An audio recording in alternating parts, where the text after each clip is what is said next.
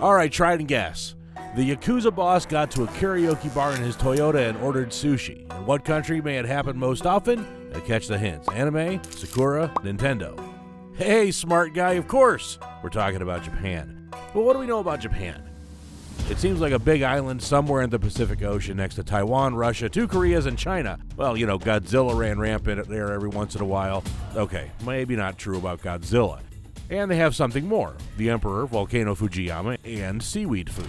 Actually, it's a whole group of islands, several big ones: Honshu, Hokkaido, Kyushu, Shikoku, plus a legion of small islands. Really small, but a lot of them, about 6,000 to 7,000. In general, the area of the country is not large, but there's no shortage of population.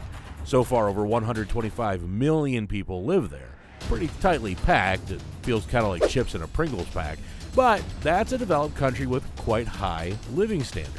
Even though the things with raw materials are pretty tough there, in a word, clever cookies, and they even manage to sell their products to others, so they are among the top 5 world exporters. Now, an exporter is when you pitch some of your products abroad, and an importer is when they sell you products from other countries. And of course, Japan consumes many imported things. International trade is established at a very high level. Another thing made by the Japanese are cars, world-famous cars. What we really wanted to tell you about from the very beginning was cars, but at some point we realized we should introduce some historical context. So let's go back in time about 200 to 250 years. Once again, let's remember Japan as we know it: advanced production, powerful logistics, high living standards, world-famous cars, big cities with skyscrapers, and Sakura. If we go back, we'll only see Sakura from this list. At that time, Japan wasn't technically advanced at all. It had no contact with the outside world whatsoever. Now, I have to say a few words about how they ruled in Japan at the time. Frankly, it's a hell of a mess, but in a nutshell, the final boss in Japan was the Emperor. To feel better, and so that nobody would smash his face in, the Emperor made sure to be friends with a high-powered Japanese clan. I'm not alone, fuck off, dicks, I've got buddies responsible for the order. His guards were like an army. And of course, all clans wanted the Emperor to recognize them, and they tossed stones and arrows into each other, periodically changing. Then they got the name of shoguns. Shogun is virtually a warlord of Japan, incredibly influential, and this system of government is a shogunate, and that government scheme worked for almost 700 years, up to about 1867. Now, in those parts of the Pacific Ocean, at the end of the 18th and the beginning of the 19th century, earlier than that also, merchant ships were prowling, trying to sell something more expensive or to buy something cheaper. They were representatives of Europe, the USA, and the Russian Empire, and so on. They competed, so they say. Everybody wanted to make money and settle in those parts. At that time, it was a trend to colonize everything that moved and didn't move. And oh dear, here you go, a ton of people on an island and not a single imported thing. What a market. Now let's get to the port and make a big buck. Well, no fucking way, dear pushers. Shogun had told everybody to fuck off. Definitely, and for long. The next attempts to get into rapport lasted 50 to 70 years and with similar results. This was driven by the cultural closedness of Japan and shogunate principles. They highly appreciated the purity of their culture and traditions. Perhaps they had a point to some extent. And foreigners themselves screwed up even before. There were many unwearying interaction efforts between Europe and Japan before all this. But the Europeans' desire to Catholicize the Japanese and their tendency for unfair trade practices resulted in the fact that Japan expelled the majority of foreigners in 1639. By the way, there was such a nasty for the Japanese event like the revolt of peasants already Catholicized by the Europeans. What nerve, believe it or not. Somehow shoguns calmed down the rebellious farmers. In general, the shogunate realized that these cunning outsiders wouldn't just amiably trade and build churches. You get it now. Colonization, land seizure, that kind of stuff. Well, the samurai figured, we don't need that here, and put a huge lock on their gates. They also said, we'll have a new policy style. It'll be called Sakoku. Now, Sakoku meant self-isolation, or literally country in chains. And to make it clear, the Japanese commanded their warriors, who were on duty off the coast, to open fire on anybody who was near their land without permission, to make an example of them, so that they would tell the others. However, making friends with foreigners with asking the correct question is generally not bad. Development, Well, let's see what happened next. There were numerous attempts to establish trade relations. At the end of the 18th century, merchant ships from the U.S. came to the coast of Japan, Lady Washington and Eliza. While at the time, U.S. authorities didn't favor the idea of making strategic friends with samurai, and the first attempts of trade campaigns were the initiative of trade companies, and if shoguns griped their ass there, it would be their fault. But in the early 19th century, the U.S. authorities took interest in the land of the rising sun as well, and trade expeditions were accompanied by warships. A lame kind of an attempt at making friends, but hey, anything can happen. They wanted to demonstrate their strength as well. Before the middle of the 19th century, there were about 7 American expeditions, and all in vain. Ships from England, Russian Empire came to the unfriendly coast as well, and also for nothing. The Japanese took a long time to answer questions about cooperation, and as a rule, they rejected them. Some sources suggest that the Japanese had a more or less meaningful dialogue with the Dutch mariners, and the latter, realizing that the other nations competed with them, talked trash about the other countries to make themselves look good. In general, they acted like the ugly girls at prom, and in so doing, they shaped the Japanese' wrong opinion about foreigners. The U.S. authorities had an idea to coerce Japan to be friends, and as a result, they freaked out, and in 1852 decided to send a military fleet of 10 to 12 ships to the Japanese coast. I believe there was 12. And it was the Old Bear who commanded this trade military sea trip. Well, not the bear that lives in the woods, he wouldn't agree. The Old Bear is a nickname of the American Commodore and Captain Matthew Perry. He was born in 1794, and almost from the cradle, at least when he was 15, started his military marine way. While serving in the Navy, Perry did a good job. He conquered various islands for the U.S., bombed Mexico with artillery, and was generally known for his rude manners of war fighting and negotiating.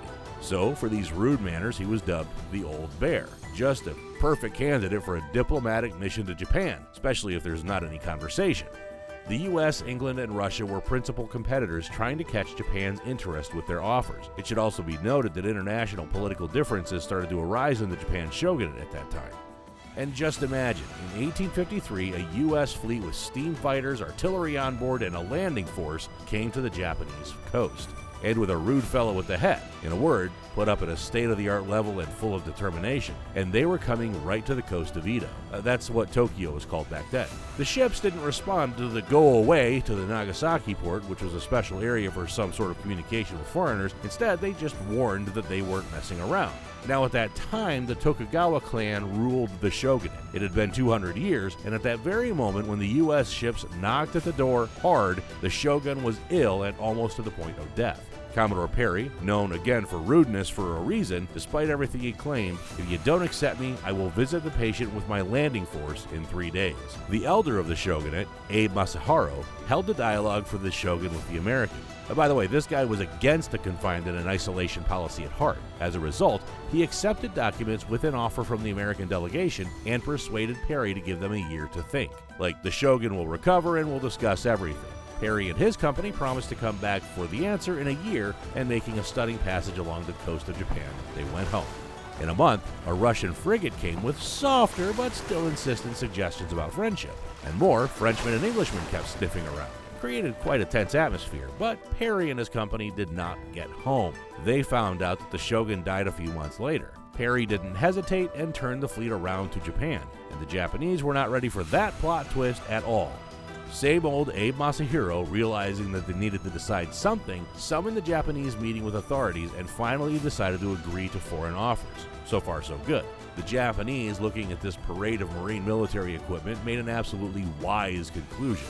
They could do nothing in warfare against such rivals with steam engines, cannons, which they hadn't even seen before. Notably, they were largely tense because of the U.S. military demonstration and prioritized cooperation conditions with the U.S. as compared to other countries, and was profitable for the Americans. So it all started. Imagine that you are locked up at your farm and haven't been letting anyone in there for a long time. Didn't meet with anyone, you just did your farming, grew veggies to stay alive, and kept cattle. No TV, no internet. And you are kinda living, and everything is kinda fine. But a moment comes when you give up on your hermitry and realize that the world has changed. A lot. And it turns out that you don't have to plow the fields using oxen. Instead, you can buy a tractor. And to process these agricultural products, you can buy the equipment the engineers invented while you were hanging out all alone. Get the analogy? Similar thoughts started to come into Japanese minds when they saw a puffing, powerful American steam frigate off their coast after 100 years of isolation. At least the question, "What monster is this?" flashed in their head. So you open the gate of your farm for a new developed world. Buyers are interested in your products, and you in turn are able to modernize your activity to raise production and possibly even open a grocery. A new market on the coast of the land of the rising sun offered ample opportunities for all participants, and cautiously, step by step, technologies were relentlessly penetrating the country that had been locked up to that time.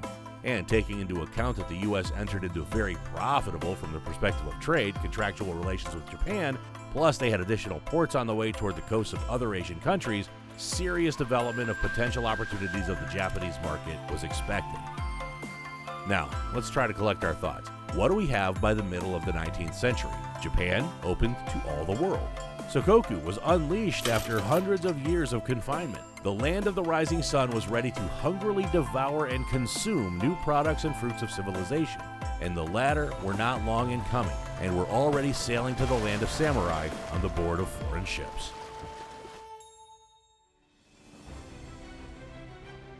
So we got that Japan was quite an anchoretic country. Friendly communication with foreigners till the middle of the 19th century was not their cup of tea for sure. And not to put too fine a point on it, they were not even much of a friend with their Asian neighbors. To be more exact, they were unfailingly at war with some of their neighbors as early as from the 7th century. And if it was not their neighbors, they felt free to make war against each other. One day a clan came at a clan, the other day shoguns were bored. Well, this is sort of a restless nature that they had, but from the middle of the 17th century, they did not hold any particular warfare. They called to mind their habit to fight someone at war even in the middle of the 19th century. The middle of the 19th century, just when they started to open to the foreign world. Quite the interesting coincidence. Either the Japanese built their confidence too much, or they decided to share their war experience with the rest of the world, but one way or another, since the 1860s, they took part in various military campaigns. They invaded Taiwan, mixed it up with the Chinese in earnest, and made a great war with Russia. They took part in World War I, played an important role in World War II, and they had a truly special relationship with the Chinese. They liked making war with them so much that the Second Chinese-Japanese War smoothly flowed for them into World War II, while some revolts were constantly raised and crushed at the same time within their country. And all of this fits in about 80 years, and this is not the comprehensive list of their war adventures. On top of that, they introduced a conscription system. Opening the trade and more or less open relationships with other countries gave the Japanese a chance to see and examine the formation of military forces of other nations, which had technologies and other warfare methods. And of course, the Japanese started to try on the use of new weapons, shipbuilding, and so on. Mind you, they didn't make wars for the heck of it, nor because they were bored. They expanded their lands geographically, getting out of their islands. For example, in China, it clashed the Japanese to its own harm and was left in tatters, losing Korea when it was just one Korea, and a heap of other territories. One of the territories was Liaotung Peninsula, which in turn Russia wrestled away from Japan. The Japanese were vexed and started pumping up with various military equipment at that time, and as a result, we had the Russo-Japanese War of 1904 to 1905. In point of fact, Japan won it and returned its territories. So, during and after the Russo-Japanese War, the Japanese started to realize that it was time to gear up their army, especially from a transport point of view. So the Japanese authorities made it clear to introduce combat robots in their army. Well, no, what robots anyway? The Japanese started to realize that cars in the army might be just the thing. Oh yeah, they already knew by that time what that was. Not just knew, they even saw, and some might have even touched them. A car made by Locomobile Company of America left the first wheel marks on the land of samurai. This company brought American steam cars Locomobile for sale in Japan. In 1901, their first car was exhibited, and the Japanese could examine this miracle. So they did examine it, and they liked it. Liked it so much that some enthusiasts tried to make some sort of car on their own. See, not only was Henry Ford inspired by this steam car, don't you forget how this story began. Well, the Japanese took an imported engine, put it in a handmade cart, and here you are, quite a car. Then a more serious step came. In 1904, a craftsman named Taro Yamaha from Okayama released the first home-produced steam-driven bus for 10 passengers, from all appearances, for 10 fierce Japanese war dogs, but it wasn't the thing. The army required something more reliable and proven. That's why they started thinking of cars as military transport. In 1907, Japanese war dogs did research importing military vehicles from Germany and France. And in 3 to 4 years, the first home-produced truck for war needs was built in Osaka. Later, we'll go over the pioneers of the car industry in Japan in detail. But now we can make a conclusion. Car manufacturing started to evolve in the land of the rising sun too. The nation was at war, and the nation needed modern vehicles. Now, before we plunge into the development of the car industry in Japan in detail, we need to mention yet another event which cried out for the need for cars in the country. Either gods became angry at the Japanese for their ongoing wars, or it was bad luck, but on September 1st, 1923, a terrible enforce and destruction earthquake happened in Japan. The Great Kanto earthquake, as they called it, had a magnitude of 8.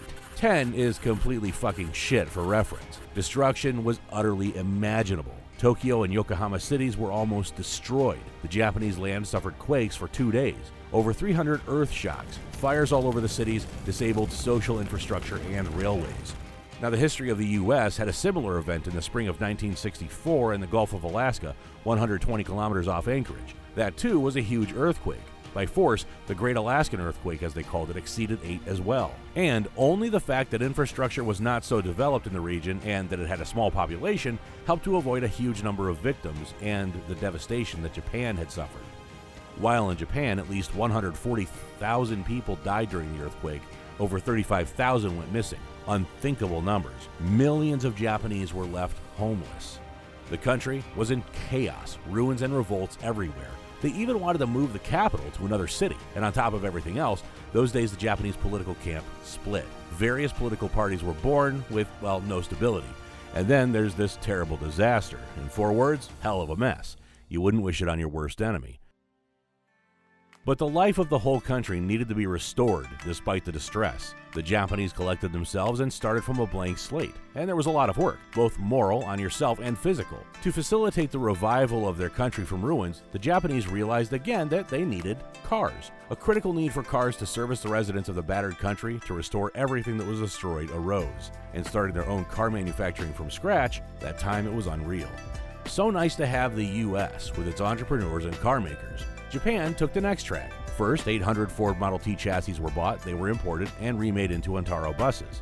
Besides, realizing that he could make a buck in Japan in the long term, Ford founded Ford Motors Japan in Yokohama in 1925 and started local assembling and the sale of the T model the same year. GM decided that they were just as good and founded GM Japan in Osaka in 1927, and this way assembly and sale of Chevrolet kicked off. It seems that building a business on the ruins of Japan is a bit cynical, but it's really not. Firstly, it effectively made the life of the Japanese easier. Secondly, the appearance of these two companies exposed the Japanese to modern automotive manufacturing, from inline assembly to the process of control organization, trade, etc. And the Japanese would unfailingly use their gained experience, but a little later. If you're good at something, it doesn't matter where you are doing it. You will succeed anyway. And so is the case with Ford and GM, who are already big professionals in mass production car manufacturing. So their plants in Japan started to puff, people started to work, the conveyor was spinning up, and if sources started to be trusted, by 1930 they yielded about 20,000 cars per year. By the way, some sources say that besides these two car manufacturing giants, Chrysler spent some time in Japan as well. Now, it was an interesting story indeed, and as we have already mentioned, before the mass production car manufacturing by foreigners came to the territory of Japan, samurai themselves tried to cook something up on their own, something that could move on its own and carry commodities, mostly military. They were effectively either copies or something built based on foreign cars, or at best they had their own bodies but used an imported engine. And of course, nobody shared their secrets, technologies, and other tricks of how to make it high quality, fast, and cheap with the Japanese. But then, they built full plants, and certainly, they could eavesdrop there, peek here, as people say. Plus, local employees at plants practiced how to work in this field. A great opportunity to absorb some experience, including the adoption of the best practices of organizing trade. Such a good thing that they had everything up and running. It's a sin not to take advantage of the situation, right? Well, what it grew into, we're about to find out. We're not holding the information to ourselves, nothing is too good for our favorite viewer, but to avoid hard feelings of descendants of first car makers from the land of the rising sun, we want to first acquaint you with local characters who were brave enough to try to step into the unknown field even before car plants from the US appeared in Japan. Now, dear friends, we should reveal a horrible secret to you. We lie to you like the dirty, rotten scoundrels we are.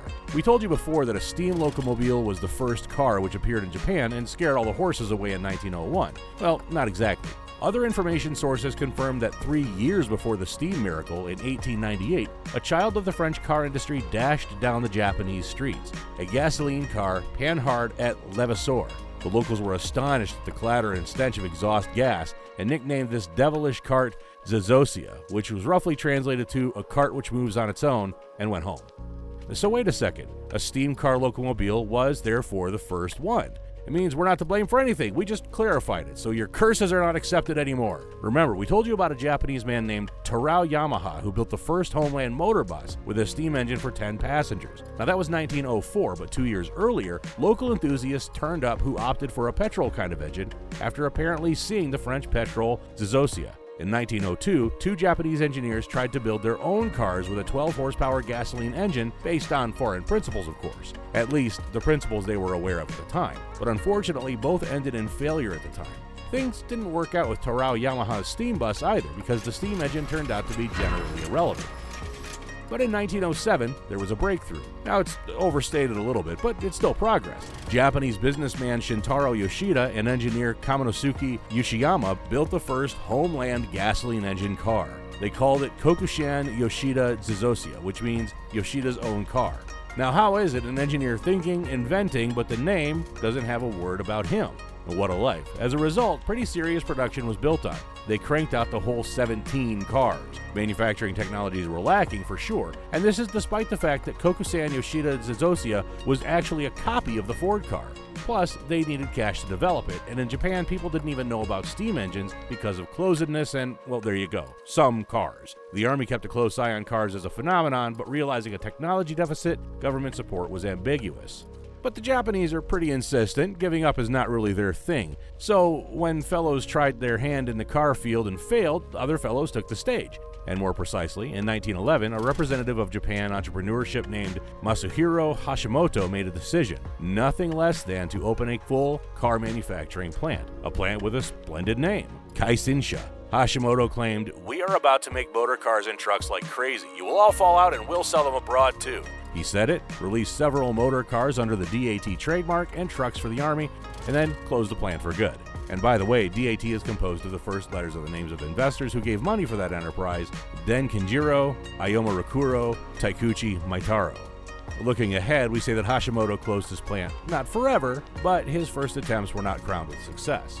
Of course, all these attempts had something in common. One way or the other, the Japanese had to copy already imported cars or partially borrow core components. All this was associated with buying various foreign licenses and so on. Something groundbreaking in their own was apparently needed.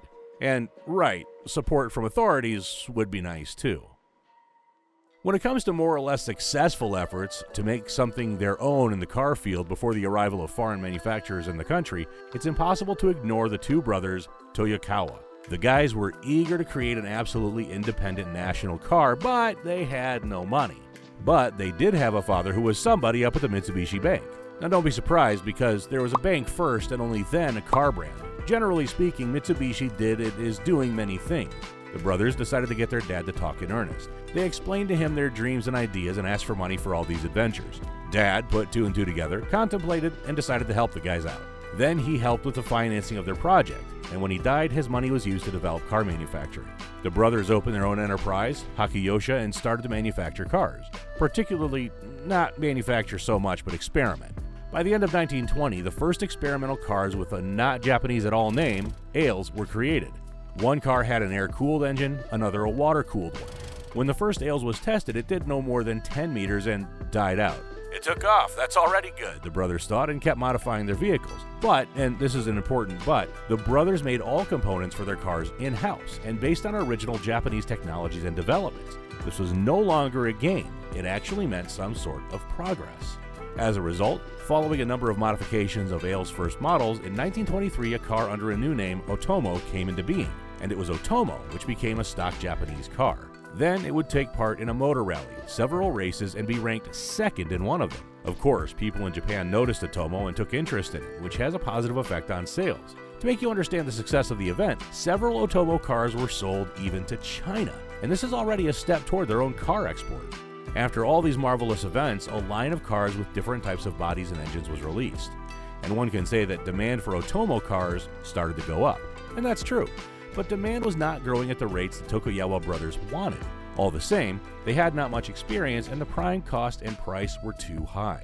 Nevertheless, over the next 5 years, 300 Japanese cars of modifications were made at the Hakiyosha plant.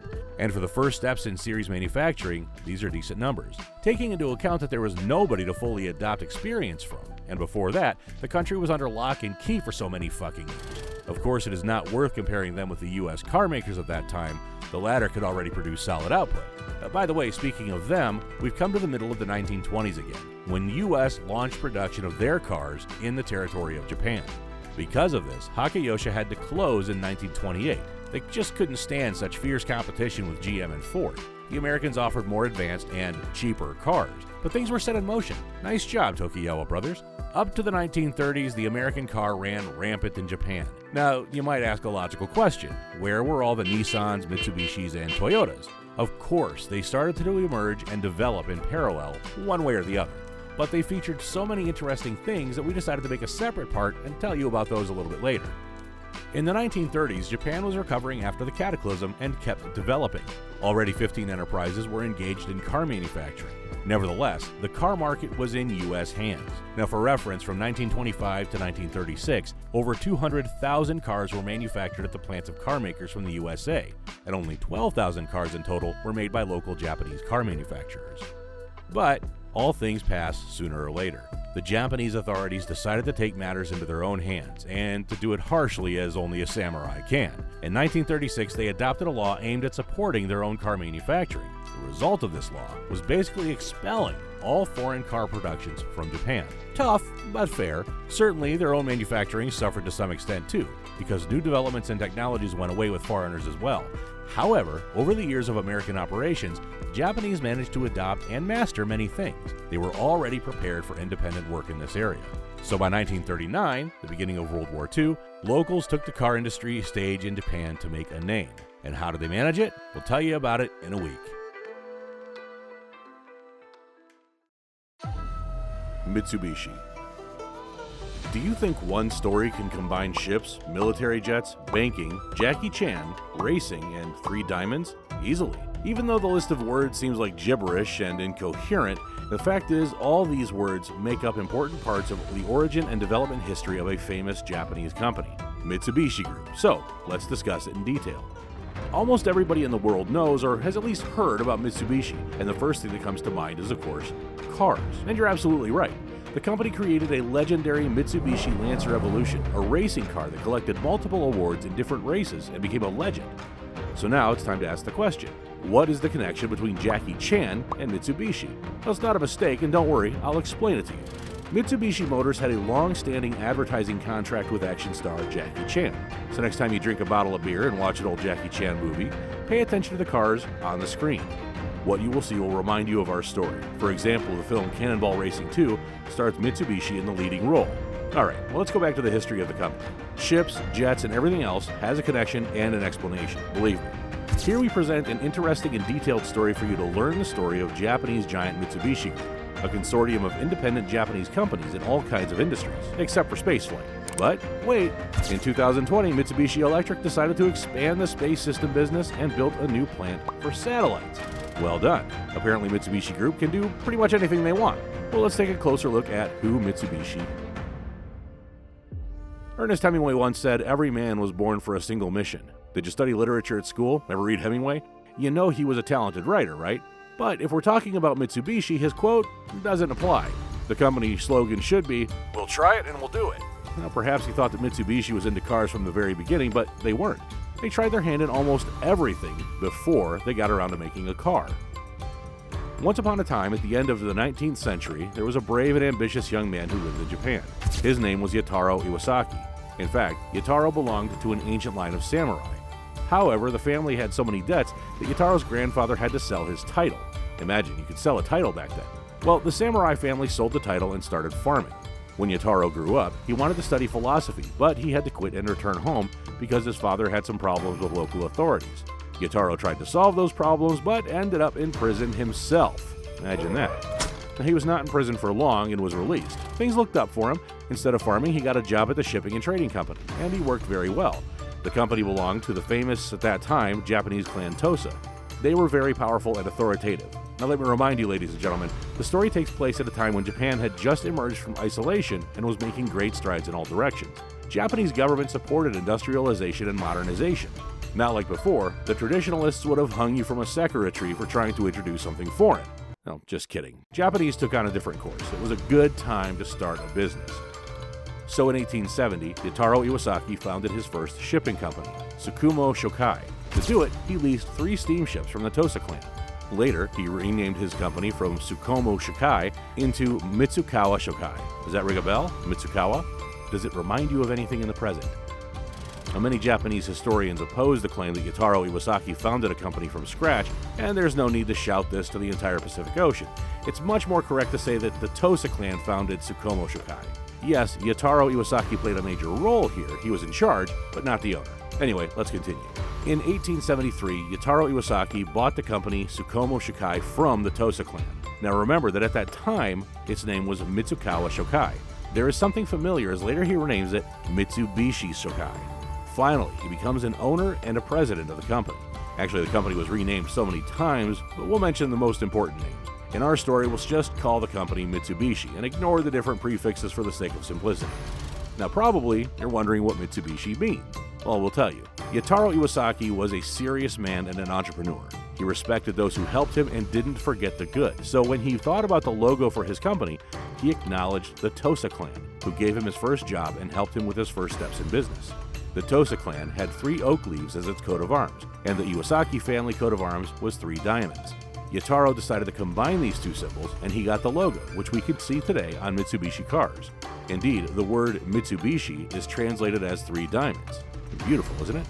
And note, he did not use his last name. Yataro wanted his logo to carry an idea that the company is honest, responsible, and open to partnerships, including international ones. Yataro created a brand, an excellent idea in a perfect form.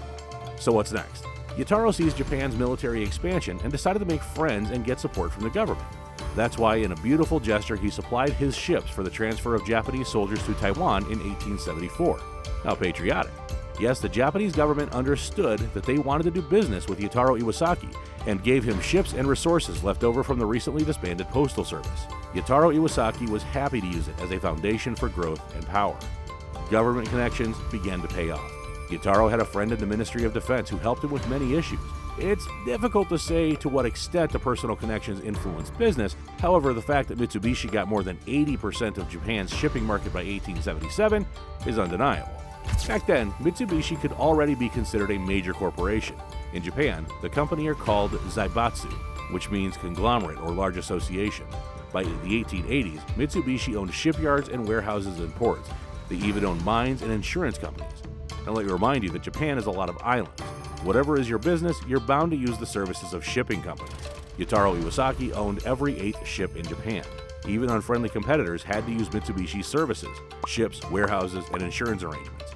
Yataro Iwasaki had a fierce competitor, another zaibatsu called Mitsui. It was also supported by the government. Why did the companies use similar names, Mitsubishi and Mitsui? Perhaps just to confuse us, but it didn't work out for them. It is interesting to know that Mitsubishi's corporate rules at the time were samurai-like. Yataro strictly forbade using the services of competitors and communicating with their employees. He even implemented a rule that no relative of a Mitsubishi employee had the right to take a job with a competitor. Those who disobeyed had to pay a fine or get fired if they violated the rule. Tough rules, of course, but maybe it was worth it. Now, who are we talking about? Oh yeah, the main competitor. So, Mitsui couldn't do anything against Mitsubishi's strategy in the shipping industry, and as a result, the Kyoto Unyu shipping company, which was owned by Mitsui, was taken over by Mitsubishi in 1885. Eventually, Japan's largest shipping company, NYK Line, would grow out of the merger. One has to admit, a competition with other zaibatsu put Mitsubishi in many difficult situations, but they always found a way out. In 1885, the same year, a very sad event happened. Yataro Iwasaki died of stomach cancer. The president died, but the business must go on and develop. The company was inherited by Yataro's younger brother, Yunosuke Iwasaki. And now it has to be said, Yunosuke managed the company very successfully. Yataro would be happy to see his business live on after his death. Mitsubishi, under the Iwasaki brothers' leadership, not only kept its position at sea, but also won over the land. They bought many copper and coal mines as well as large land plots. In short, the company expanded into all areas far and large. For crying out loud, he was a great success. Under Yunosuke Iwasaki, shipbuilding at Mitsubishi reached a new level. What did he do? Well, he just set up the production of big ships, steam-powered as it should be. Growing Japanese trading and military fleet improved the position of the company and the country. Mitsubishi Zaibatsu was growing steadily. So what does that mean? Does it mean that the Standard Oil company from our previous videos is an oil zaibatsu? Not seen our video, you can watch that next. Those guys knew how to expand their influence in the market. Well, as you remember at the beginning of our big story, we talked about cars, but we haven't gotten into Mitsubishi's role in the car industry yet. We've listed ships, logos, mines, insurance companies, but be patient, we're getting there. As you understand, Mitsubishi was an influencing company in various industries in Japan. Well, we already know that, but there's one thing. All growth and power were built on the simple management principle, we manage as we can. European and American management systems, international experience, and practice were all ignored in Japan.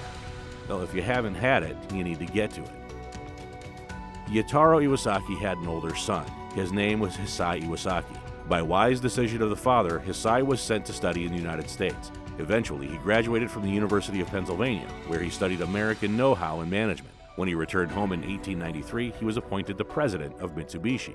In this position, he could apply his business knowledge gained in the U.S. Here we should mention that his uncle, Yunosuke Iwasaki, did not abandon all his business in Mitsubishi. He simply acted as an advisor to his nephew, the new president. In general, if you look at different histories of Japanese businesses, you can see that the Japanese like to do family business. And it's probably the right thing to do when money is not the only motivation. Hisai continued to develop and grow the company. He bought up factories and mines, increasing his independence from raw material partners. He bought gold and silver mines. Also, with his cousin, Hisai opened Japan's first glass factory. Again, family business, as we said. He opened new shipyards and modernized the existing ones. Now, Mitsubishi grew so strong and powerful that they were not afraid of any competition in the shipbuilding industry. Among other things, Hisai improved the management of the company. He adjusted various business processes and streamlined marketing, administration, and other managerial departments. It was very successful. Mitsubishi developed under Hisai's leadership until 1916. That year, he decided to retire and hand over all business and management to his cousin, Koyata Iwasaki. Koyata Iwasaki, by the way, was a Cambridge graduate, so he also knew what to do and where to go. On top of that, the guy had progressive views and was interested in promising industries. For example, he got interested in modern technology. To be more exact, he liked the production of cars. Alright, we finally got there. Now, the car industry was not a piece of cake as Koyata Iwasaki would have liked. Making cars is a complicated business. But no matter what, in 1917, the first Mitsubishi car, Model A, appeared in Japan. Now, the name does have something common with the names of Ford's cars, and if you look at the car, it becomes clear that it was, in fact, a knockoff, similar not only in the name. Well, Mitsubishi Model A resembled Henry Ford's legendary cars a lot. Look, isn't it Tin Lizzie? It was a copy of one of the Italian Fiat cars. I guess at that time, all cars were like each other. Really, if you look at a Mitsubishi Model A, it could be called the Lizzie pegboard. The body was made of wood. To be exact, it was made of an expensive cypress. Perhaps Japanese wanted to save money on metal or make their car more respectable. The car was marketed not for ordinary people, but for government officials and representatives of the ruling elite and businessmen. An average Japanese certainly could not afford to purchase it at that time. It was a sedan with rear-wheel drive, 4 doors, and a 35-horsepower 2.8-liter internal combustion engine. The interior was trimmed with imported materials, which only increased the cost. You could drive this automobile brainchild of the Japanese company at a speed over 50 miles per hour. Mitsubishi Model A was shown off at many Japanese exhibitions, hoping to make a name for itself. But to tell you a secret, the assembly of this car was so expensive. When you compare its price with import analogs, you would see that American and European models were much cheaper. It was the main reason why manufacture and demand for Mitsubishi Model A was very sluggish, to put it mildly. When later both Ford and GM production opened in Japan, Mitsubishi had no chance for success. In the end, the company abandoned the idea after 4 years. So here's a question. How many of these cars do you think they made? 22.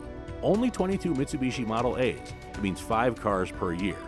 Not much of a rate, is it? Obviously, Mitsubishi failed to make cars at the beginning of the 20th century, but they didn't give up.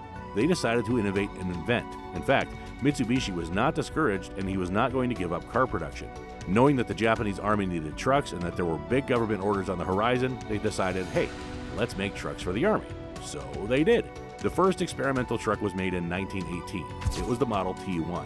At that time, the government organized the 620-mile truck race. The T1 took part and successfully passed the test, proving its reliability and practicality. And so the demand for trucks skyrocketed. The more, the better. Next thing you know, the company begins to produce buses beside trucks, and they were huge, gigantic buses. By the standard of that time, the buses were the biggest in the country. The first bus was called the B46, and it was in high demand. The buses were produced later under the Fuso brand. Now, you notice it looks like a school bus?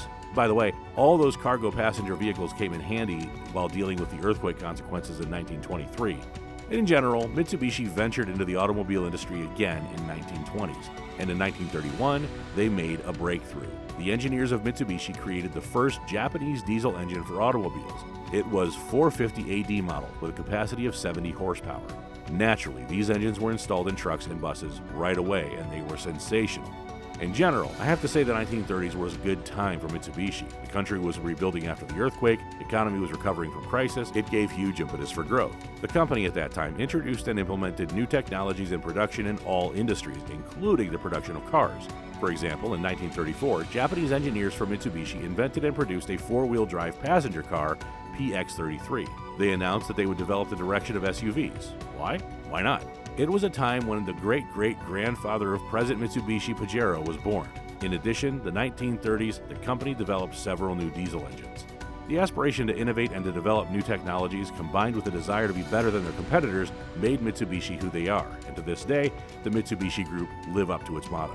Well, you know a lot about the Mitsubishi automobile business in 1920, but let me tell you more interesting facts.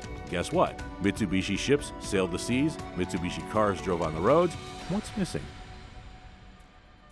Airplanes. It was planes that Toyota Iwasaki decided to make in addition to everything else. They decided to make military planes. Toyota seemed determined to supply the Army with everything: ships, trucks, buses. Little did he know that first steps in aviation were very difficult. He had a lot to learn from experts in the industry.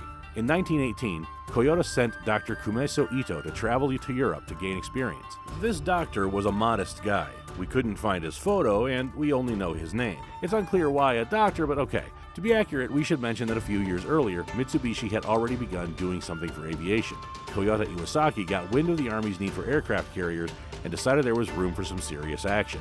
He clearly dreamed of having his company's planes take off from his company's aircraft carrier. So, Kumezo Ito went to France to learn the art and specifics of aircraft construction. Together with sightseeing Paris and Eiffel Tower for a couple of years, he gained experience and knowledge in aircraft production and returned to his homeland in 1920. As soon as he returned, the company set up a separate aviation department, and so it went. The interesting fact is that Mitsubishi tried to hide that they were interested in the aviation industry. Apparently, the samurai knew something. It is either Dr. Kumeso Ito got distracted by women or had other avenues for his talents, but in 1921, Mitsubishi invited the English design engineer Herbert Smith to its aircraft production. That guy had a lot of practical experience, and the most important, he understood peculiarities of deck aviation. You remember the aircraft carriers, right? Toyota Iwasaki was very right to bring foreigners into the company. Why cram, bump, experiment, and waste time on mistakes if you can bring in an expert who already gets it? Later, Mitsubishi did very well in aviation. Herbert Smith worked for Toyota for 3 years, and during those 3 years, 3 planes were built, one of which is noteworthy, the Mitsubishi 1MF. Why do we single it out? Because it was the first Japanese aircraft that was able to take off and land on the deck of an aircraft carrier. It was adopted by the Japanese Army as early as 1923. More than 120 of these jets were made in 5 years. In short, the Army's confidence in Mitsubishi was growing. It worked out great for both parties. One got money, the other got aircrafts. After all, the 1940s were approaching, and World War II was on the horizon. Despite efforts to hide the production from mass media, now it was known that by 1940, Mitsubishi built 6 aircraft factories and 11 aircraft engine plants. Some of the factories were located in Hiroshima City, much to the misfortune of its inhabitants. Do you understand, friends, how important Mitsubishi was to the Japanese Army? In 1937, the Japanese invaded China and the Japan-China War began. If you've been paying attention, you'll remember that we talked about militarization earlier that preceded this whole bloody mess of World War II. So now the story gets to the point where the whole world was on the verge of the abyss. It's a good time to take a closer look at Mitsubishi's role in the military. Although we've talked about it a little bit, let's add some specifics, numbers and names. Believe me, you'll be surprised at how influential it is. Alright, let's go. We'll start again at the sea. Mitsubishi's been building ships for the Japanese Navy since World War I. Thanks to Mitsubishi and other shipbuilding company Kawasaki, Japan did not depend on imported warships. All important Army and commercial projects were built at the shipyard in Nagasaki City. Pay attention to the names of the 2 cities in our story, Hiroshima and Nagasaki. Yes, plants and factories of Japanese military industry were located there. In 1912, Nagasaki plants began building the cruiser Kirishima. The ship was finished in a year, and in 1913, it sailed the ocean under the flag of the Japanese Navy.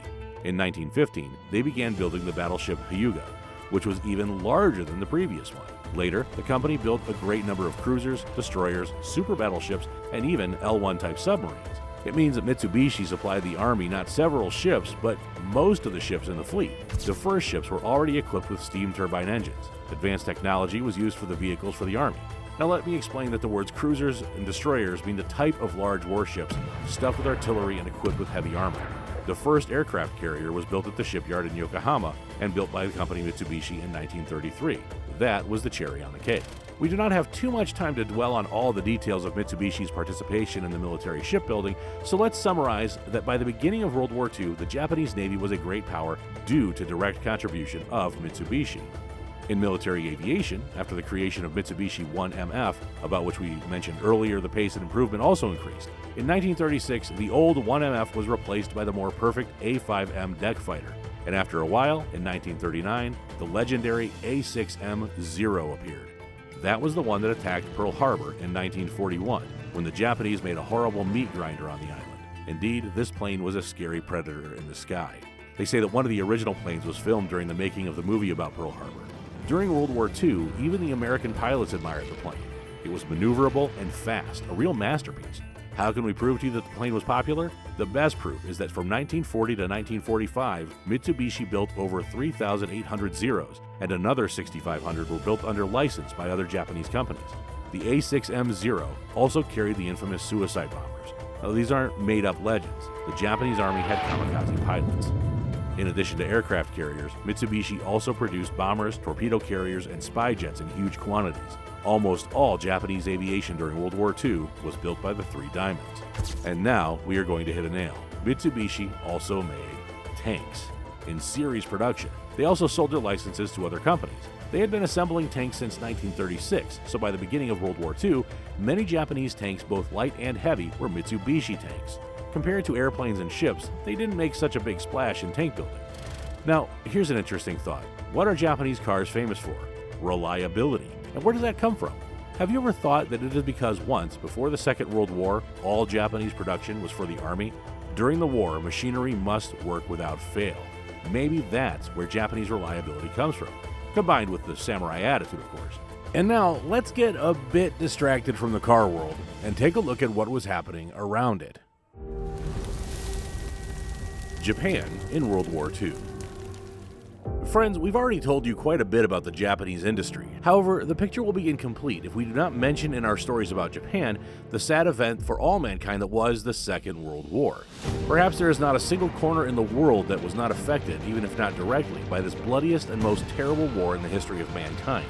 It was a hellish period in the history of our planet, a man-made reboot of the whole world which it had never seen before.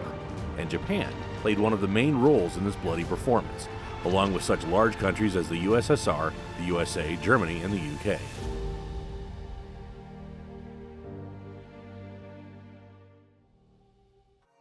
In previous chapters, we've already mentioned that Japan was a very militarized country, and even with the status of an empire, the state poured huge funds into the military budget. The Japanese army, after the country opened up to the world, applying new experience and technologies, grew stronger and became one of the most powerful in the world, and it happened very quickly.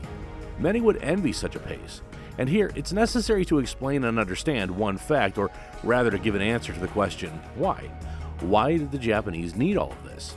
The answer is on the surface. On the surface, that is, of the Pacific Ocean, in the form of a small piece of land on which the proud Japanese people huddled. Moreover, there are quite a large number of people, all of which means one thing.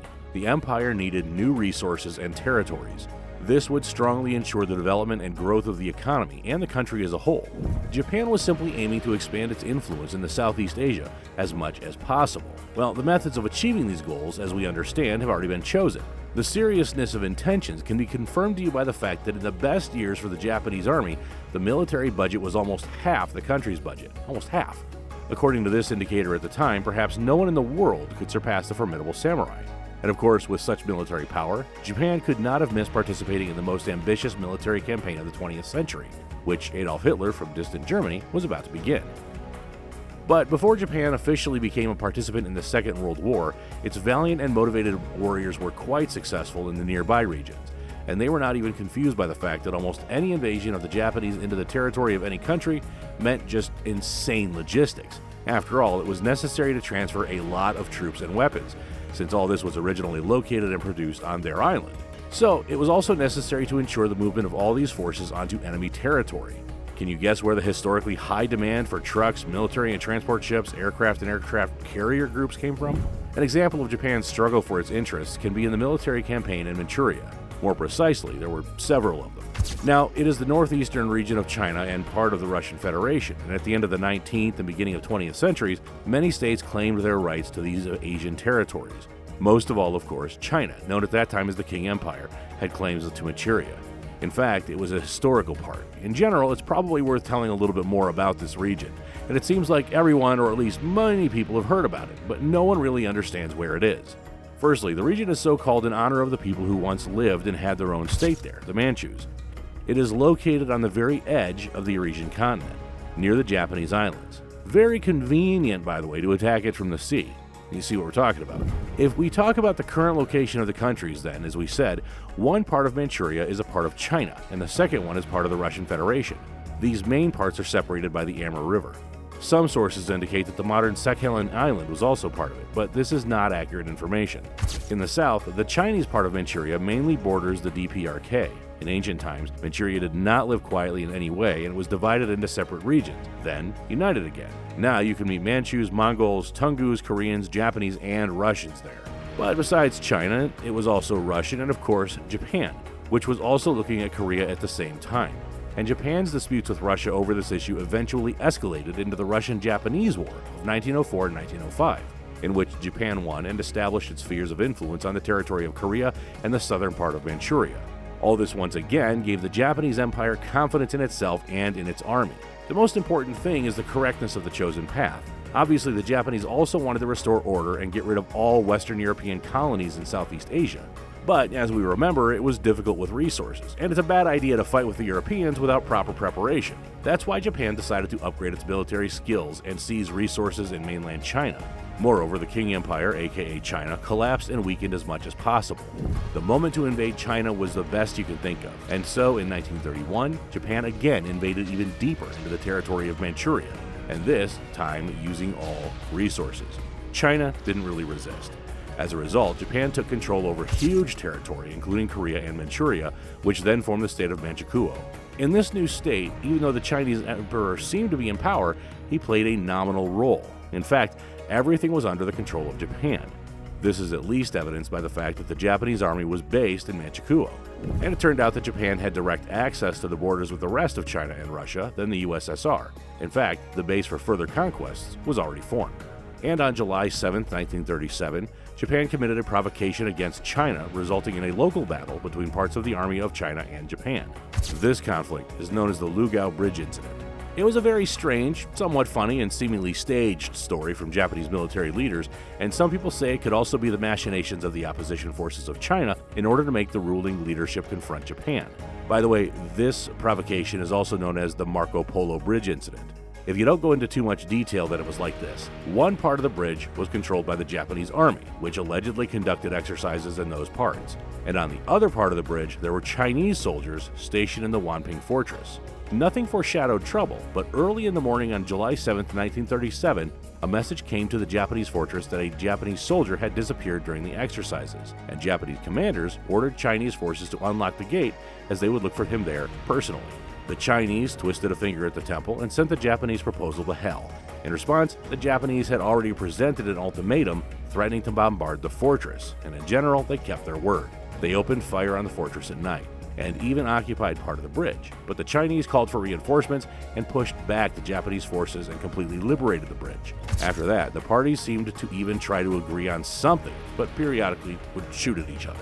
The negotiations, of course, came to nothing, and the Japanese Empire finally got the long-awaited reason for a fight and moved on to a full-scale invasion of China. The lost soldier, by the way, seemed to be found, but nobody cared anymore. In 1938, Japan strengthened the group of troops and again launched an active offensive, both in the north and southwest of China, and the Chinese took a desperate step. They opened the dams of the Huanghe River. As a result, The water washed away everything in its path over a huge area, taking with it 400,000 dead, including most of the Japanese soldiers. 10 million people were left without shelter, and this flood destroyed a huge number of crops and farmland. As a result, a severe famine broke out in the country.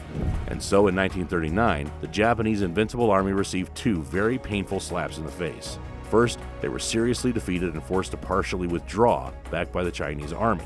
And a little later, Japanese forces lost the battle on Khalkhin River, where they, trying to claim Mongolia, had encountered the Soviet Mongolian army. In that battle, the 6th Japanese Army was completely surrounded, which was a real shock for Japan, who had clearly underestimated the capabilities of the enemy.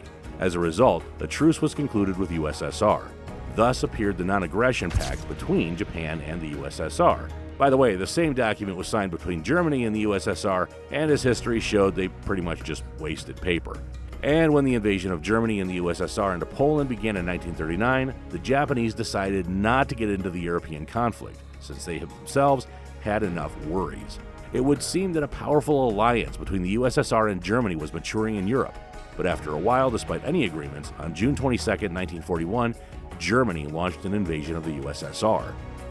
As for the seizure of Chinese territories, Japan did not achieve new success, and by 1941 had actually suspended further progress. China turned out to be a tough nut to crack.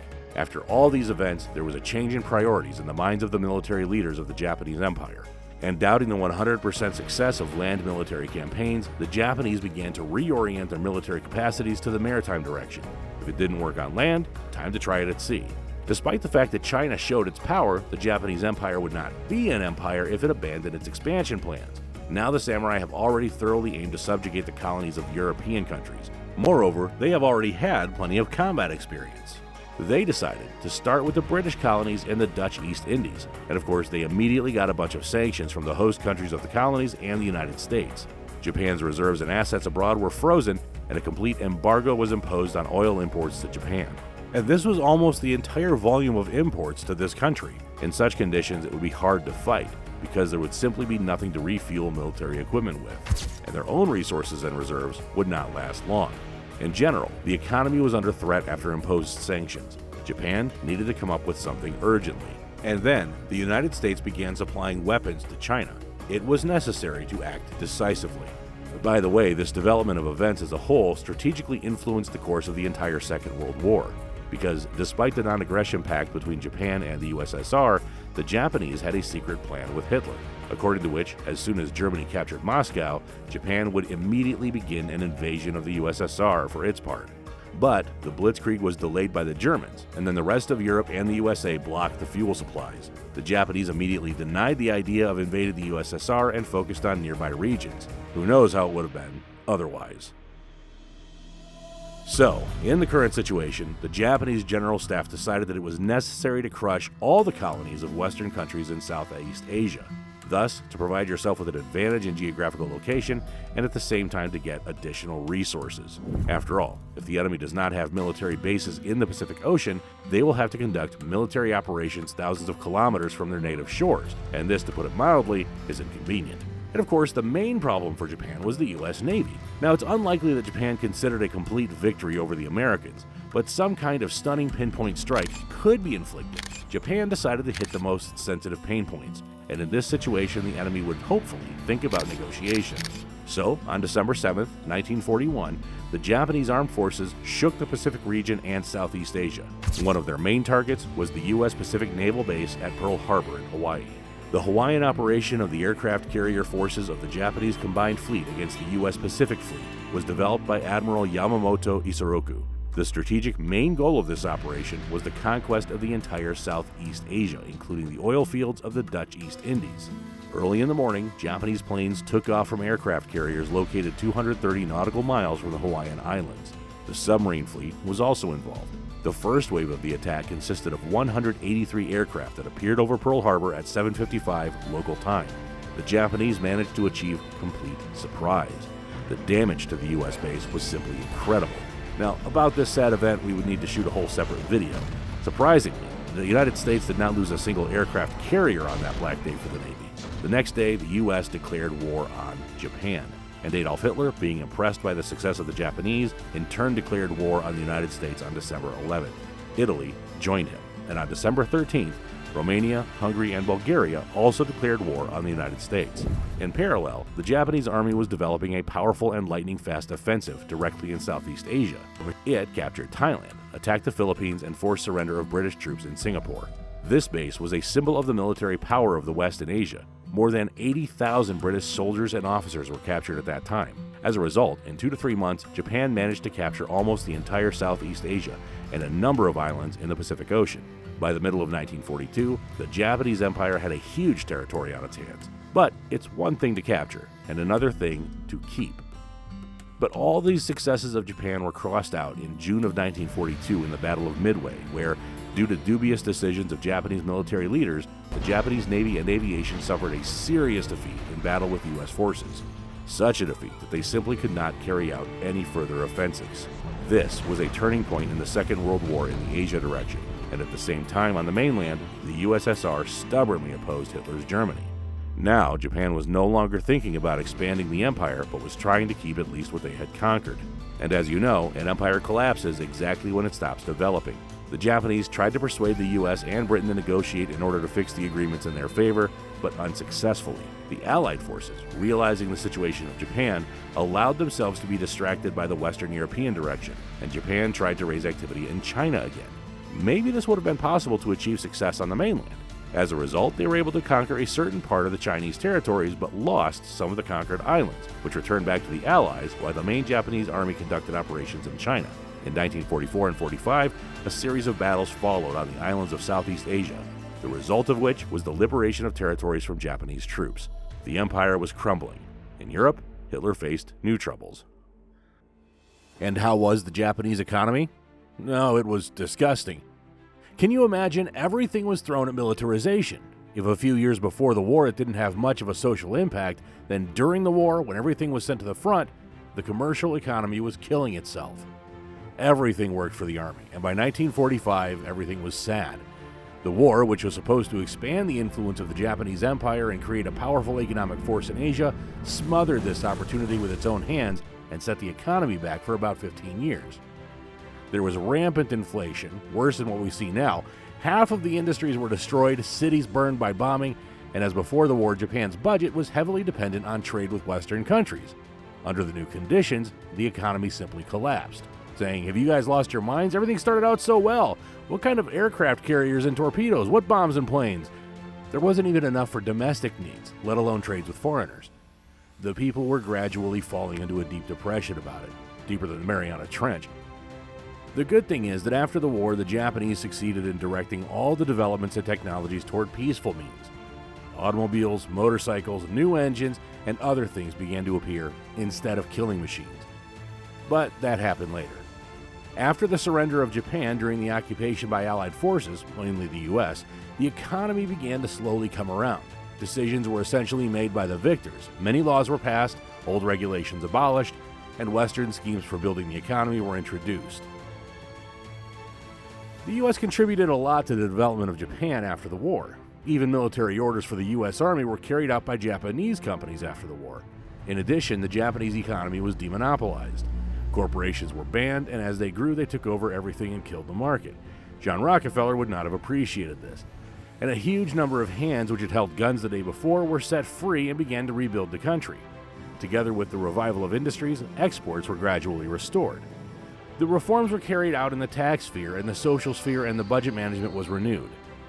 The control of the government over all spheres of the economy was enlarged. Long story short, they got back on their feet and changed the whole economic structure. You want to see with your own eyes what happened? Well, take a flight to Tokyo.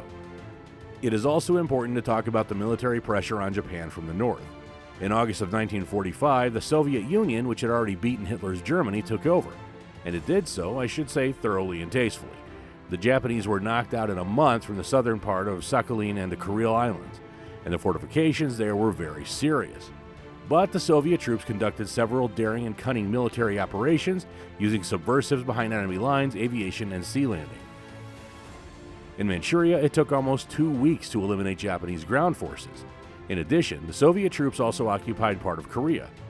The Kwantung Army of Japan was blown to smithereens by the Soviet Army, which had already had great experience in land warfare. Japan eventually renounced its claims to Sakhalin and Kurils, but the treaty was worded in a way that didn't specifically say whose property the islands were, and the USSR did not sign it. Japan still argues with Russia and considers the southern part of the Kuril Islands its own.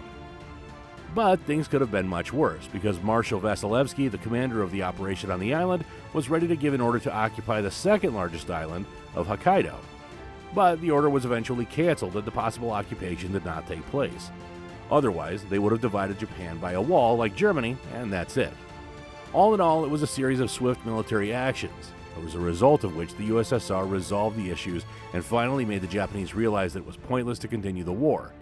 If the Kwantung Army had remained combat ready and the Japanese had continued to fight despite the atomic bombs, God knows how many US and Allied soldiers would have died in the Pacific until Japan capitulated. Although some US politicians viewed the Soviet entry into the war negatively, nevertheless, it is clear that the contribution of the Soviet Army is difficult to overestimate. Well, soon we'll tell you about the denouement of the storyline about Japan in World War II. The military power of the Japanese was falling, and soon the Chinese army also went on the offensive and the support of Allied forces. The remnants of the Japanese were knocked out from both island Asia and mainland China, but the Japanese government, despite the deplorable situation, did not even want to think about surrender. It began to actively prepare the population for defensive measures on its territory up to the guerrilla war. Knowing how the Japanese would fight for their native territories, the Allies understood that if they stormed, the losses would inevitably be great, and the conflict itself could be seriously delayed. On the morning of August 6, 1945, a B-29 bomber of the U.S. Air Force took off to the air and dropped an atomic bomb on the Japanese city of Hiroshima for the first time in the history of mankind. 3 days later, on August 9, 1945, Soviet troops launched an offensive on Manchuria, and on the same day, a second atomic bomb was dropped on the city of Nagasaki. So far, these are exceptional cases in the history of mankind when such a terrible weapon was used in a military conflict. There are still disputes about the expediency of this application.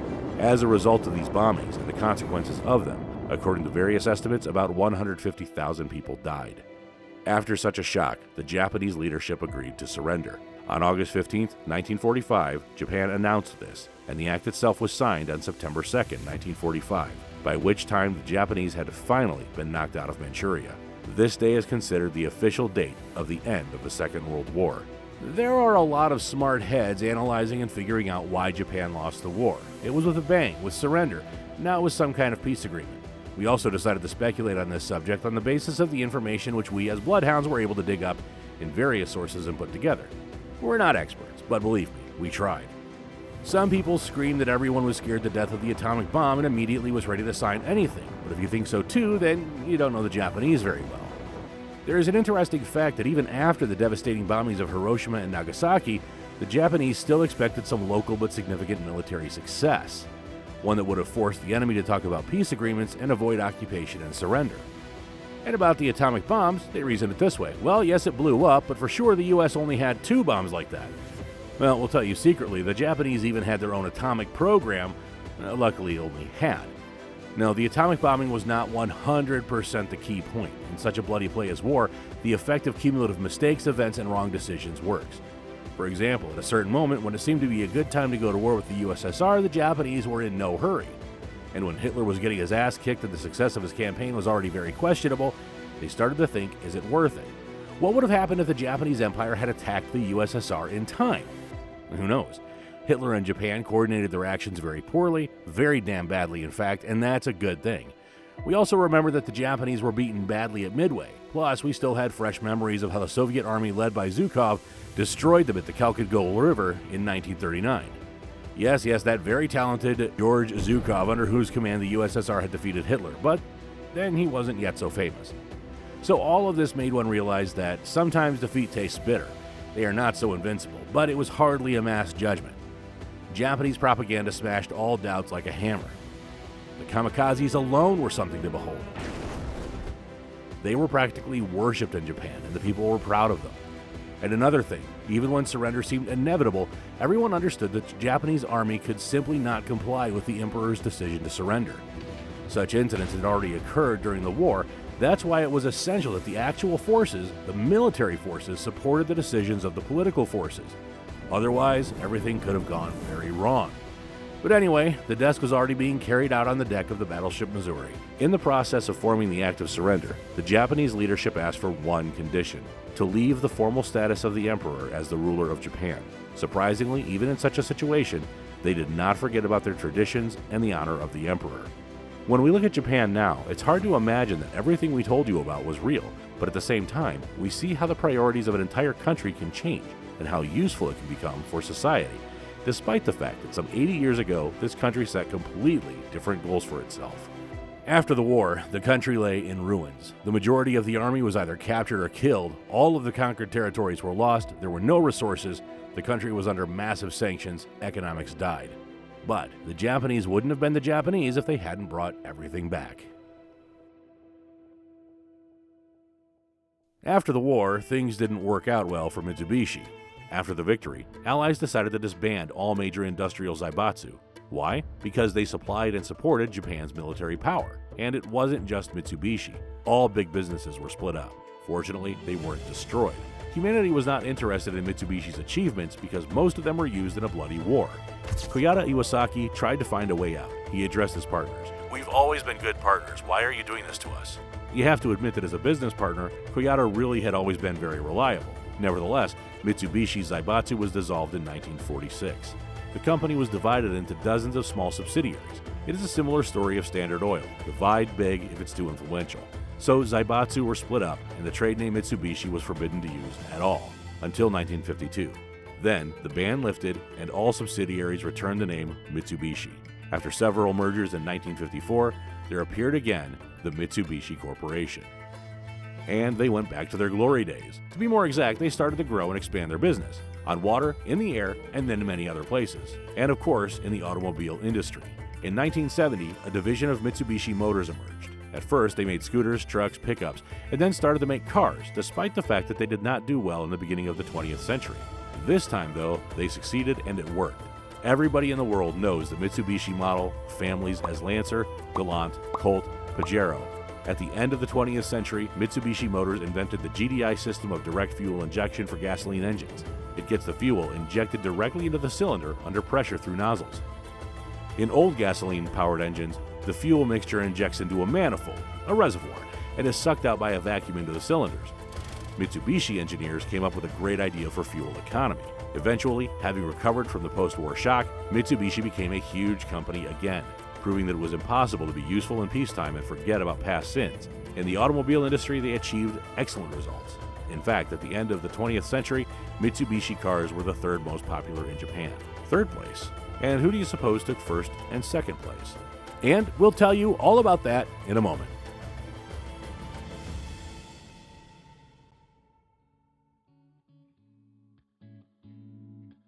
Let's move again to the events of the 20th century. We'll do such time skips several times. If you didn't know this wonderful story, it didn't start with Nissan at all. Well, not the name anyway. It all started with the name DAT. Now, does it seem you've heard this somewhere before? Well, sure.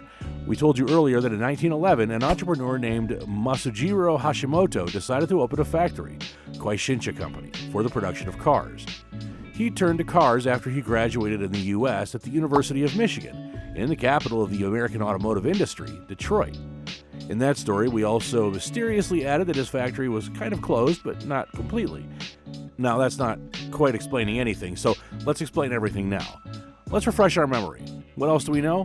The name DAT seems like the first letters of the names of investors who, without sparing their wallets, invested in this dubious, as it seemed to many at the time, business. And there's another version. The word seems to be translated from the Japanese as agile. Maybe this is still a more truthful version. Now, they also had an emblem in the form of a rabbit or a hare, so you can decide which version of the story you like better. Moreover, marketers then twisted these three letters in all possible ways. They were defined as durable, attractive, and trustworthy, or dream, accessibility, trust. Whatever it was. First in 1914, they had a car called DAT Go, as a hard under the hood of this firstborn lurked a 2-liter, 10-horsepower engine. And by the way, DAT Go managed to get a bronze medal at the Taisho Exposition in Tokyo. Although maybe there were only 3 cars involved, who knows. But seriously, the next year, the model DAT 31 was released with 4-cylinder 2-liter engine. A year later, DAT 41 with an even more powerful engine, and then DAT 51 was released. But the production volumes at that time were very small, and at best, they were measured in dozens of vehicles. As for the closure of the Kwaishinsha plant, in fact, it went like this. The main production in 1916 was moved from Tokyo, where it had been before, to Osaka. Then in 1918, the company was renamed Kwaishinsha Motor Car Company. A few years later, in 1925, there was another name change. Well, we got acquainted with DAT, so now we need to say a few words about another company with which Kwaishinsha Motor Car Company was to make friends. There was another interesting company in Osaka at the time. It had the most direct relation to road transport, but these guys were engaged in the production of small, three-wheeled cars. That company was called Jitsuyo Jidosha Company. The American engineer William Gorham was engaged in the development and construction of cars in this company. According to his drawings, the first three-wheeled miracle was actually born back in 1919. A mysterious businessman from Osaka became interested in this wonderful form of transport, so he invested money and the company appeared that way. Jitsuya Jidosha Company brought equipment, materials, spare parts, and everything that was needed for the production of its cars from the U.S. Well, it's not for nothing that their chief engineer was an American. The use of modern materials, as well as the obvious low cost due to the simplification of design, made their production quite successful for the time. Jitsuya Jidosha Company was not a pure Japanese enterprise, but it was quite the modern automobile plant at that time. If, of course, you could call those three-wheeled things cars. But to be fair, we should mention that they also worked on four-wheel models as well, and even released them, and in the future, they switched to them altogether.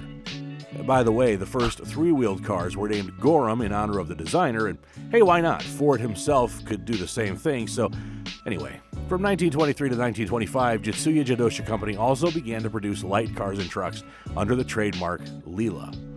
And so, Jitsuya Jidosha Company and Kwaishinsha Motor Car Company looked at each other and decided to unite. And in Osaka, both of them were far from the last people in the automotive industry, and the merger carried only positive forecasts. In 1926, this merger took place, and as a result, the company DAT Jidosha Seizo Company appeared. After 4 years, the Japanese government decided once again to support the development of car production in the country and introduced a law that allowed driving cars with engines less than 500 centimeters cubed without obtaining a driver's license. The guys from DAT Jidosha Seizo Company decided it was urgent to occupy this niche and began working on a series of cars with an engine volume slightly less than that threshold of 500 centimeters cubed. Not a bad reorientation of the business process under the new conditions, right? Well, hopefully you aren't tired of the variety of Japanese names just yet, because we're going to meet another company without which it is impossible to talk about the birth of the giant Nissan. Now, there was a smart guy in Japan named Yoshisuke Aikawa. He was born in 1880 in Yamaguchi province. In 1903, he graduated from the University of Tokyo, then traveled to the U.S. to exchange experience in the field of metallurgy. Or to be more precise, he gained experience, because in Japan, everything was just beginning after the blockade from the outside world. After returning, he organized the company Tobata Casting Company. They were engaged in the production of automobile spare parts. Now pay attention to how useful it was at that time to travel to the U.S. Almost everybody we've talked about after a visit to America was definitely up to something serious. Tobata Casting Company was starting to take a closer look at automotive production, planning to break into this party with its factories and resources, and they did break in. At the same time, and quite wisely, choosing the already strengthened DAT Jidosha Seizo Company as a partner, in 1931 they became a subsidiary of Tobata Casting Company. Now remember that they started working on subcompacts, and after merging with Tobata, they decided to produce these cars under the brand DAT Sun, S-O-N. As if the car was like the son of the big DAT, but it turned out a little funny because, in fact, the word sun is very consonant with the Japanese word for loss. Well, as you name the ship, so it will sail. Yoshisuke Aikawa clearly didn't want his first steps in the big car industry to be made under that name. Therefore, the guys thought about it and later changed the name to DAT's Sun, S-U-N. And Japan, of course, being the land of the rising sun, beautiful. The sun was added to the emblem at the same time, and the work had begun. Already in 1931 was made the first prototype of a normal four-wheel car, Datsun Type 10, with the still S-O-N weird name, since the brand was finally named Dat Sun, S-U-N, in 1933. Now, it's unknown why the number 10 was in the name of the model, but as a result, just 10 vehicles of this type were made. Then in 1932, they released the model type 11. Now, these had already produced more than 100 vehicles. And in 1933, the government amended the law on the driver's license and allowed for cars with the engine capacity of 750 centimeters cubed with no license. Now that significantly raised the bar. Try to explain later that the authorities did not help the development of the domestic automotive industry. Datsun immediately refocused and increased volume of its baby engines, and the new model Datsun Type 12 Phaethon was a car with an engine capacity of 748 centimeters cubed. A very nice four-seater convertible, actually. And here we come to the most exciting moment in this story. For the development of the automotive division, that Jidosha Seizo Company, which was already part of Tobata Casting Company, the company Nihon Sangyo Company poured in very serious investments.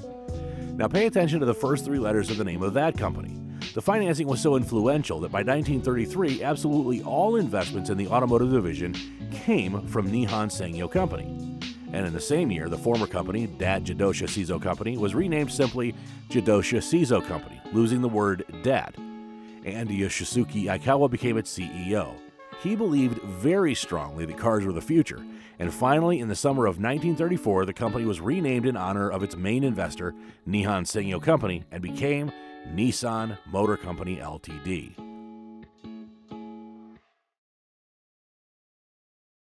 Now, one of the main production facilities of Nissan Motor was located in Yokohama.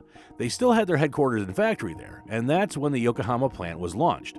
Nissan Motor declared itself to other countries. The first export of Japanese cars began. The shipments weren't very large, but nevertheless, several dozen cars were sent to foreigners. The cars were sent into Asia, Central and South America. It's time for the Japanese to show the world what they can do in the auto industry. Then, in 1935, the first car, Datsun 14 sedan, came off the assembly line of the Yokohama plant. On the hood, in addition to the classic emblem, there was a figure of either a hare or a rabbit, probably supposed to emphasize the high-speed qualities of the car. At the same factory in Yokohama, the 10,000th anniversary car was released. In 1937, the company began production of large Nissan Type 70 cars, Nissan Type 90 buses, and Nissan Type 80 vans. But, as we all remember, the beginning of the 1940s was approaching and the Second World War was underway. As expected, the Japanese government began to direct all manufacturers to military needs. First of all, this applied to cars. And so, slowly but surely, the production of passenger cars in Nissan Motor was replaced by the production of military trucks. And you can't argue with the authorities. The name was even changed again, this time to Nissan Heavy Industries Ltd., even though after the war they did return back to the old one. As a result, if Mitsubishi was the main supplier of ships and aircraft during the war, Nissan Motor was the main supplier of military trucks. Moreover, in some sources there's information that if the trucks under the direct brand Nissan went to the front line, then military vehicles under the brand Datsun worked in the rear and were not seen at the front. It's not clear whether the owners of the company intended it so that at least one brand would not be associated with the Japanese army, but the fact that after the war the Datsun was more readily exported for the first time, well, there's that. In addition to cars, Nissan Motor participated in the production of engines for airplanes and boats. In 1943, Nissan Motor completely stopped producing cars, both cars and trucks. In 1945, truck production began again, but after the surrender and under the close control of the victorious countries, it was difficult for Nissan Motor to develop. Nevertheless, the hardworking Japanese in 1947 again launched production of the Datsun passenger car. Not only that, they also surprised everyone with their first electric car, the Tama electric car. As we've already understood, it's not about the Japanese to be discouraged, and now slowly recovering after the war, Nissan Motor began to actively develop. In addition to experimenting with electric vehicles, they were beginning to use their developments in the production of army vehicles for peaceful purposes. And one of the results of this is the appearance of the all-wheel drive SUV Nissan Patrol, which would become a legend. Now just think about the fact that Nissan Patrol, with its 85 horsepower, 6-cylinder engine, was superior to the American Willys Jeep. How do you like that? And this country had just lost the war. Nissan Motor was trying to also establish as many international relations with various countries as possible. There are a number of purchases and mergers with other companies, a workers' union appeared in the company, dozens of different models being developed and coming off the assembly line. If we start listing them all of us will definitely get tired. Models were being created specifically for the European and US market. For example, the Nissan Datsun 240Z was produced in 1969. Production of this car, by the way, is considered to be the beginning of the popularity of Nissan in the world. In its class, it then tore everyone up. In the 1960s, Nissan took second place in the top 3 automakers in Japan. Nissan Motor was starting to look closely at the direction of premium cars, and this idea would later give us infinity cars. In the 1970s, Nissan Motor began to actively develop its production facilities in other countries, and in Japan, the 10 millionth car was coming off the assembly line. And the number of cars sent for export had already exceeded 1 million vehicles. This is another brilliant example of perseverance, diligence, and desire to achieve results, despite all the difficulties and whatever pain in the ass they gave to you. The next true samurai, the modern history of the late 90s and 2000s, is generally a separate life story of Nissan Motor, which we may tell you about, but later. There are also many landmark mergers, purchases of other companies, and other interesting processes to go along with it. Now here's the thing. We've just been told that after the war, Nissan occupied the second place among automakers in Japan. In third place, as we know from past history, was Mitsubishi. The question is, what kind of monster was in first place? If these two companies have fantastic stories, there's probably just another incredible success story waiting for you, and you've probably gotten that a long time ago, but we'll tell you about it anyway. We'll find something you didn't know, and we'll tell you. See you soon, guys. Well, it's time to tell you about the main hero of the Japanese automotive industry, about the one who occupied and still occupies the first places in various top lists of Japanese automakers. Moreover, in 2008, this company became the largest car manufacturer in the world for the first time, overtaking the monster General Motors. In the world. Among automobile brands, the slogans have been entrenched for a long time. Honda, the power of dreams. Nissan, shift expectations. Ford, go further. Kia, the power of surprise. Mitsubishi, drive your ambition. But there is one advertising slogan of one Japanese automobile company which tells really precisely about what drives the creators. Toyota, let's go places. In some countries, it almost sounds like today, tomorrow, Toyota. So let's get to know the company that produces some of the most reliable cars on the planet. Meet Toyota Company, or rather, Toyota Motor Corporation, the main member of the modern corporation Toyota Group. It is not surprising if this story can seriously motivate some of you in your endeavors, and maybe due to this motivation, a miracle of the 22nd century will appear once. Please find us when this happens and thank us. At the very least, send a postcard. Now, let's move on to the story itself.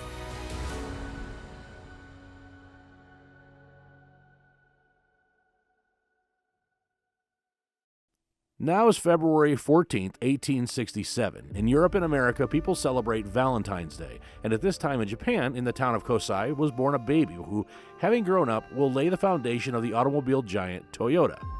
Meet Sakichi Toyota. Then, his school years were waiting for him in the awakening of a damn strong craving for industrial mechanisms and invention. This guy did not miss a single industrial exhibition, was interested in modern technologies, and had also read European literature, which also had a positive effect on him. Here, by the way, is another plus of the deblocking of Japan in the second half of the 19th century. Books. Books from other countries with various success stories, philosophy, and other manifestations of civilization. All this self-development, works, and aspirations of Sakichi Toyota are not in vain, and in 1890 he invented a car? No. An internal combustion engine? No, not that either. He invents a handmade wooden loom and inserts his surname Toyota into the name. Unexpected, right? We're kind of talking about cars here, and here's a loom. Yes, but this only makes the story better and more interesting. Now, I have to say, Sakichi Toyota's father was a carpenter, and if strict Japanese traditions were still strictly observed, Sakichi would have followed in his father's footsteps. But the traditions were no longer as strict as before, and fortunately for everyone, especially for motorists, Sakichi rushed into the field of invention, even if it was still in the sphere of the weaving industry. Sakichi Toyota saw that he was good at designing, realized this in practice, and began to develop his talent by giving the land of the rising sun novelty after novelty. You can't get far with a manual drive, Sakichi Toyota thought, and in 1896 he invented an electric-powered loom. Many employees of weaving factories probably thanked him for this. In 1906, a Japanese genius invented a circular loom. It was more practical and convenient in comparison with the classical type of machines. Well, for dessert, in 1924, Sakichi Toyota brought to the world an absolutely top automatic loom, Toyota Type G. Here, the workers of the weaving factories were not so happy. It was the first machine in the world that was not just automatic, but could also do the work without stopping. To change the shuttle with thread to a new one, it didn't even need to be stopped. Work in non-stop mode with minimal human involvement, what could be better for business? Realizing that he had invented a breakthrough gizmo, Sakichi realized that it was time to open his own company for the production of machine tools. And so, in 1926, he registered Toyota Automatic Loom Works. By the way, he already had a business. At the very end of the 19th century, he jointly owned the Atsukawa textile factory with his partners, on which of course worked his machines. And it was an ideal situation. He invented the machine, immediately tested it on his own production, identified shortcomings, modified it, and eventually got excellent equipment. And so Toyota Automatic Loom Works began to seriously engage in the production and trade of weaving equipment of its own design. The success of Sakichi Toyota in the automation of weaving production had reached the distant UK. The guys were seriously interested in a patent for an automatic loom born in the country of samurai. As a result, in 1929, Platt Brothers and Company bought the patent from Sakichi Toyota. They gave him £100,000, but they did not regret it once, as they achieved excellent performance indicators thanks to his machine. One person could operate 30 machines. And another very important detail, the number of defects was reduced since the machines were equipped with a system that, when the thread broke, immediately stopped the whole process. As a result, Sakichi Toyota got hold of a tidy sum with which it was possible to start something even more serious. From this moment, the company's path in the automotive industry will begin.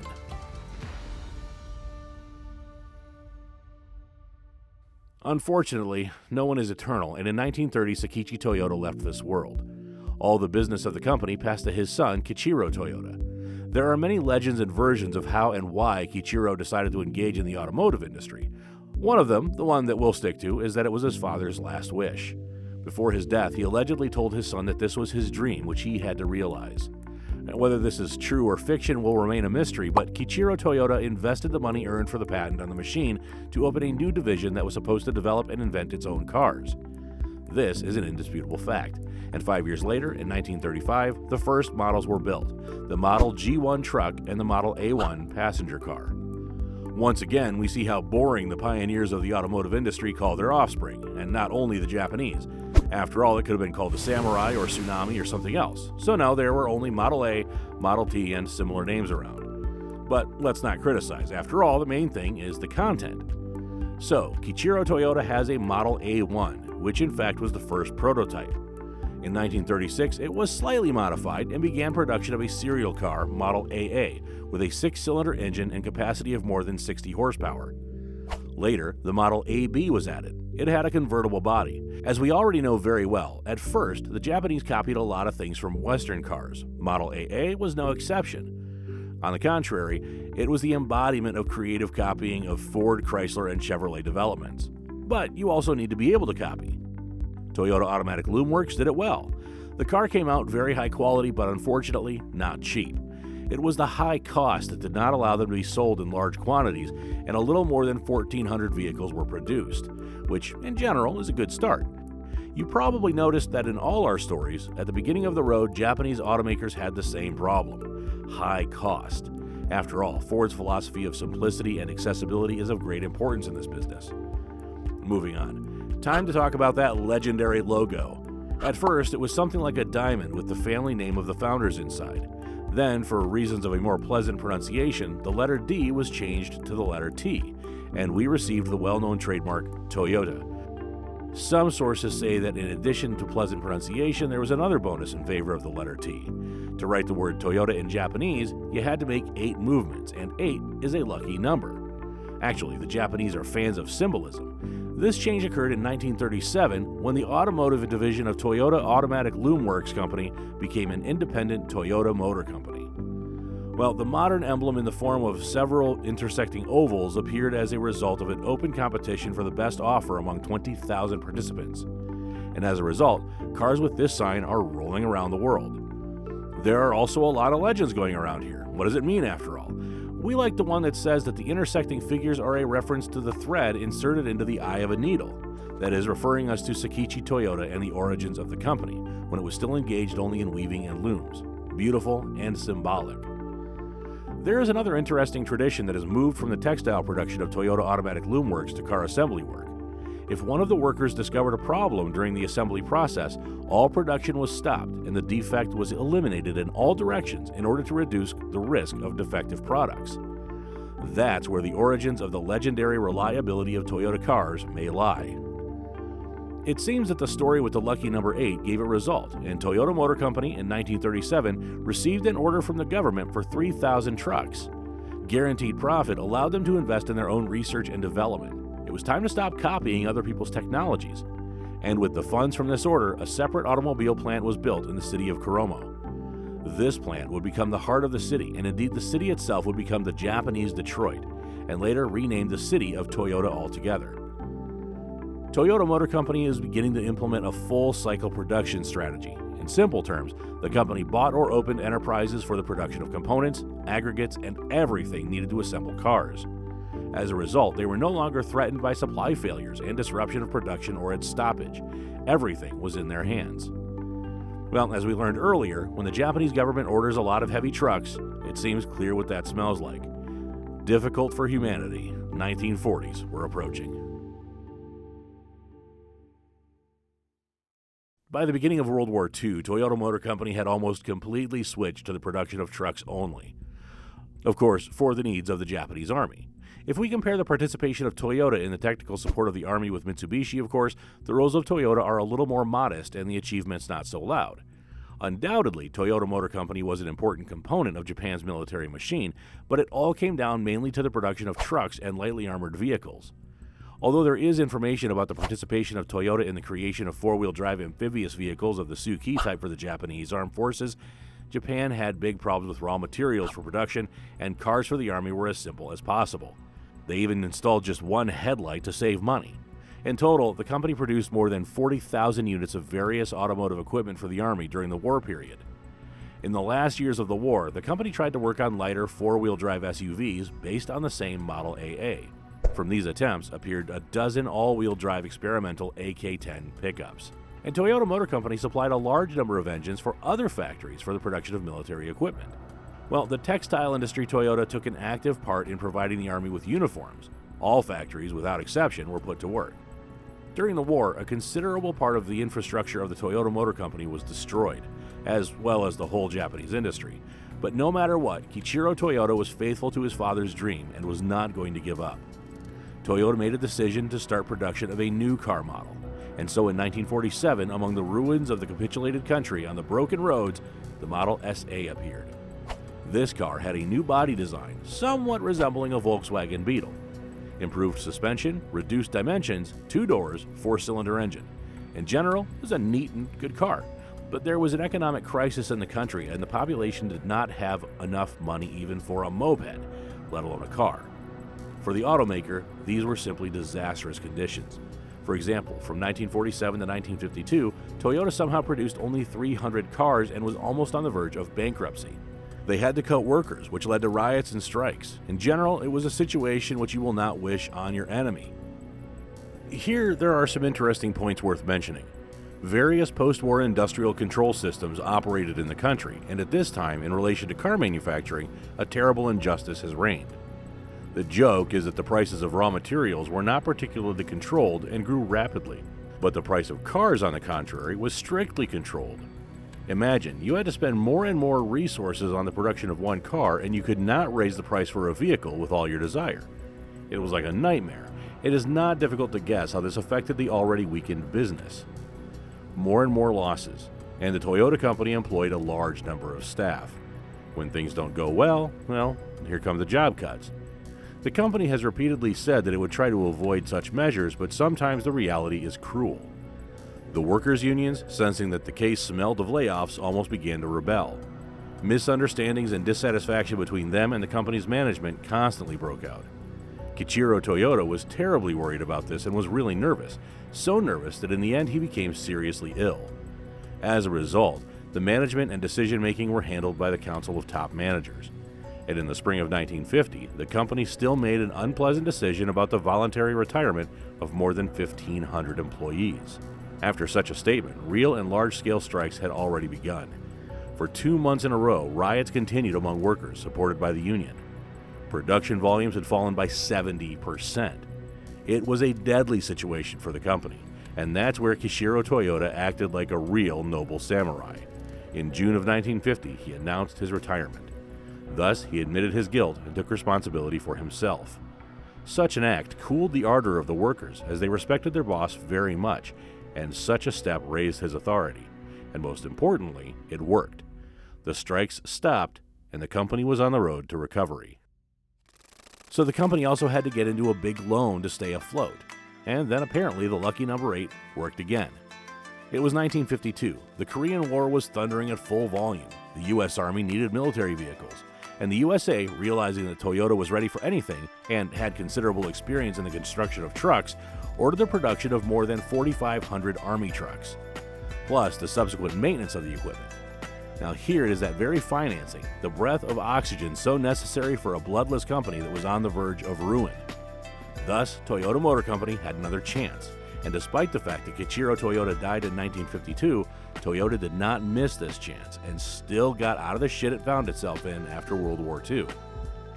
As soon as the funds appeared, the company began to modernize production, introduce innovations, and develop its own developments. Toyota Motor Company began to apply a new philosophy. The basic principle was constant development and improvement. The company had introduced a system for collecting ideas. The bottom line is that absolutely any employee could introduce the idea of improving any process. And if the idea was good and implemented, the employee received a bonus. Toyota Motor Company, however, had effective managers. In the late 1950s and early 1960s, the affairs of the Toyota Motor Company began to improve. The country was gradually recovering, and with it the motor transport market. But the pace was slow. It was necessary to enter the markets of countries in which the car had long been commonplace. But the fame of the plagiarists was fixed for Toyota very firmly. Everyone believed that they would not be able to release their car. The company needed a breakthrough that would allow it to sell cars to foreigners. And the breakthrough happened. Toyota had received another state order for the production of cars for taxis, for official needs, and even for the police. The result of working on this order was one of the longest-lived models of the company, Toyota Crown. It was a completely Japanese development. Not a single bolt was borrowed from European and American models. Everything was its own. In parallel, work was underway on the creation of an all-wheel drive civilian SUV. This is how the legendary Toyota Land Cruiser appeared. The company confidently expanded its model range. In 1957, Toyota entered the U.S. market, exporting Toyota Land Cruiser and Toyota Crown there. And in 1959, the company opened its first factory in another country, in Brazil. And although at first there was no dizzying success in exports during the oil crisis, when voracious American cars with insane engine volumes would give way to subcompacts, the time would come for Toyota. By the way, we'll definitely tell you about the oil crisis and its consequences for the big American 3 automakers. There were actually a lot of interesting things going on there. But back to Toyota. A wonderful period was beginning for the company. The growth rate was amazing. In 1955, the company produced just over 8,000 cars a year, and by 1965, they were already producing 600,000 cars a year. Soon, the mark of 1 million cars produced was passed, and at the end of the 1960s, the Toyota Corolla was recognized as the best-selling car in the world. And they would record this achievement in the Guinness Book of Records. A sports car, the Toyota 2000 GT, would also appear in the model range. Later, the world would see the Toyota Camry, which is still being produced, as well as the Toyota Corolla. And it looks like they'll be producing them for a hell of a long time. The direction of premium class cars under the Lexus brand would open. Work would begin on development of a hybrid drive implemented in the Toyota Prius. It sounds incredible, but the company that was engaged in the production of looms is now one of the largest automakers in the world. It works on hydrogen-fueled cars, develops electric vehicles, has a robotics direction, its own bank, and much more. A miracle? No. It's just a manifestation of human capabilities and engineering, multiplied by perseverance and unwillingness to give up on the way to a dream. Well, is it fair if we call the story of Toyota a unique success story? Undoubtedly. In another example of genius Japanese management, we've seen what it means to be really sure of what you're doing. Mitsubishi, Nissan, and Toyota. The story of the greatest Japanese car manufacturers, but now it's time to consider one more company. This brand installed short-lived engines into their cars, but despite this, they have a lot of fans around the world. I think you've guessed what company we're going to talk about. Mazda. But let's get to know the main character right away. In the summer of 1875, the 12th child was born in the family of the most ordinary fisherman. As people say, the Japanese protected themselves at the time as they could, so a boy was named Jujiro Matsuda. This event happened in the prefecture of the city of Hiroshima. Can you imagine what a fun family it was? Well, it was not easy to feed such a horde. It was to be expected that the help of the father of the family was simply necessary. Times were also hard for the country. There were reforms and other changes. Jujiro Matsuda's childhood was not easy. At the age of 7 or 8, he already helped his father as much as he could. In fact, this is one of the ordinary stories of Japanese families. It was a hard time for many people. Labor made a man out of a monkey, and labor also made the blacksmith's assistant out of a small Japanese boy at the age of 14. The father noticed that little Jujiro liked iron, blacksmithing, and various mechanisms, and decided to develop his son's skills. He sent him to the blacksmith shop for study. However, Jujiro had to move since the forge was too far away. Then he studied the craft, and at the age of 20, having gained the courage, opened his own forge in his shed. And he was ready to rake in the dough, but as it turned out, he didn't have many orders. The work was hard, and the payment for it wasn't that high.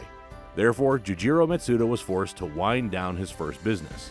But as you know, only the one who does nothing is not mistaken. For the next few years, Jujiro was forced to work for hire in one forge or another, but we must say that our hero did not abandon the goal of leaving his mark on the history of Japan. And so, even while working for someone else, he continued to make and design various things as a hobby. And he did get something. By 1906, he had come up with a pump of his own unique design. He even patented it and reopened his own business, but things didn't go very well, and after a while, he once again had to close up shop. Jujiro Matsuda as an entrepreneur was stormed very hard. In his life there were both rise and fall, and he was already over 30 years old. But he didn't give up. As a matter of fact, like all the heroes from our previous stories. So, once again, Jujiro Matsuda had to look for a new job. And so he got a job as an intern at a steel mill. In his studies, he achieved such excellent results that soon, after working a little at the factory as a worker, he became its manager. It would seem that a person who has worked with metal since the age of 14 had found himself. Moreover, he began to use the same pumps of his own design in production and even produce them there. But strangely enough, the owners of the plant did not like his aspiration for innovation, and Jujiro Matsuda was dismissed from his post. But by that time, he had already had some capital, and most importantly, work experience at a large enterprise. In 1920, Jujiro Matsuda found like-minded people in Hiroshima, with whom he bought out a construction company that was on the verge of bankruptcy, and they decided to start manufacturing cork wood products. By the way, some sources indicate that the products were not made from cork, but from local plants that were a substitute for cork. But anyway, the company, Toyo Cork Kogyo Company Limited, was born. They began to produce various products from cork, like cork press plates, which could be used as thermal or sound insulation. In 1921, Jujiro Matsuda became the president of this company. And so we're getting closer and closer to the beginning of Jujiro Matsuda's work in motor transport production. We think you can agree it looked rather strange that a man who worked with metal all his life and had an inventive mind suddenly took up cork. It is expected that Jujiro Matsuda would not stop there, and so it is. Jujiro, realizing that he now had production facilities at his disposal, and most importantly people, looking at the automotive industry reviving in his country, decided to join this movement. The first step was the reconfiguration of the existing enterprise for the production of machine building equipment. Things were going well with the cork, and now they'd gotten even better. The new direction was a success in the conditions of the developing Japanese industry, and in 1927, Toyo Cork Kogyo Company Limited finally changed the type of activity. And now, the mention of the cork past disappears from the title. Now the company was called Toyo Kogyo Limited. Continuing to make machines, they began to try themselves in the production of motorcycles, one of which even won some important races in 1930. This attracted additional public attention to Jujiro Matsuda, but motorcycles were quite difficult to manufacture, most importantly, not very practical. Only to drive by yourself and roll the occasional girlfriend around. The company needed something more useful. Now comes 1931, a landmark year for Jujiro Matsuda. Toyo Kogyo Limited decided to produce a kind of hybrid motorcycle truck. The output turned out to be a nice and useful three-wheeled vehicle for transport of people and cargo, equipped with a small volume engine, no more than 500 cubic centimeters. In fact, it was an engine from an air-coiled motorcycle. Recall that the Japanese government supported the manufacture of small cars in Japan, so that's hardly a coincidence. The company under the leadership of Jujiro Matsuda had once again rebranded and changed the name. Now it was everyone's already familiar name, Mazda. A three-wheeled miracle with a small body was released as a Mazda Go. According to the ideas of the engineers, it was the simplest and most reliable transport, at the same time with increased maintainability. For those who are particularly attentive, we will immediately answer the question, why does the Mazda Go have a Mitsubishi badge on the gas tank? Well, that's simple. First of all, Mazda entrusted the sale of its three-wheeled firstborn to the already developed Mitsubishi dealer network. This company didn't do it very well, and Jujiro Matsuda decided to do sales on his own, and that was a good idea. This was perhaps one of the main successes of Jujiro Matsuda and his team in the 1930s. Three-wheeled trucks were successfully sold in Japan and even went abroad to China, before the aggravation of relations with China, of course. Well, Mazda didn't forget about the army. By the way, two more interesting facts. The name Mazda came from the ancient god Ahura Mazda, and plus it was also very consistent with the surname of its founder, Jujiro Matsuda. This god seemed to be responsible for justice and decency. And the second fact is the three-wheeled mini-trucks, Mazda Go, were a copy of European transport. However, that probably didn't surprise you that much. Whatever, the product can safely be considered successful. In total, more than 200,000 vehicles have been produced in the entire history of the Mazda Go model. Despite the fact that the company focused on a practical subcompact format of trucks, in parallel, Mazda engineers began working on the design of full-fledged passenger cars. According to some reports, a prototype of one of these cars was even ready in 1940. But soon, the Second World War began, and the company had other concerns, so serial production was never launched. And so, in 1941, a war broke out in the world, a war in which Mazda played its own role. There is not much to say here, but it is absolutely certain that the company was engaged in the production of small arms and ammunition. One of the types of weapons were, for example, such Type 9 Arisaka rifles. By the way, Jujiro Matsuda approached the production of rifles and cartridges even earlier. After the Russian-Japanese War, for example, no matter how strange it might sound, his company produced weapons and ammo for the Russian army. So it wasn't a new business for the company, and there was production experience. In addition, Mazda supplied various machines for the needs of other military industries. And of course, the company also began to provide three-wheeled trucks for the needs of the Japanese army. The Jujiro Matsuda enterprise operated almost normally during the war, since Hiroshima, where the main plant was located, was also not bombed by the enemy. But as you can understand, everything about that changed in the summer of 1945. On August 6th, the city was shaken by an explosion of unprecedented force. It was the first atomic bomb dropped on Japan. As for Mazda, which territory was very close to the epicenter of the explosion, the main office was completely destroyed, and the main plant was partially eliminated. In the surviving workshops, aid stations were deployed to help victims of this terrible explosion. The explosion happened only 2 miles from the plant, and nothing should have been left of it. More precisely, a pile of stones. But there was a mountain in the way of the shockwave, which saved part of the plant. Further, as many probably know, it was signed the Act of Surrender of Japan. Trials began against various entrepreneurs who worked for the Japanese army. They were tried as accomplices in war crimes, but Jujiro Matsuda was lucky, and he was not heavily terrorized in this way. Therefore, he could more or less calmly engage in the restoration of his brainchild, and there was a lot to restore. Thanks to the efforts made, Mazda was slowly but surely returning to the production of cars. At the end of 1945, the conveyor started working again, and in 1949, their three-wheeled trucks were already traveling on the roads of India. They were called Type CT, and were equipped with a more powerful engine with a volume of 1,157 centimeters cubed. In the same 1949, the already old Jujiro Matsuda left the post of head of the company, and his son, Tenuji Matsuda, took his place. In the late 1950s, Mazda was developing truck production.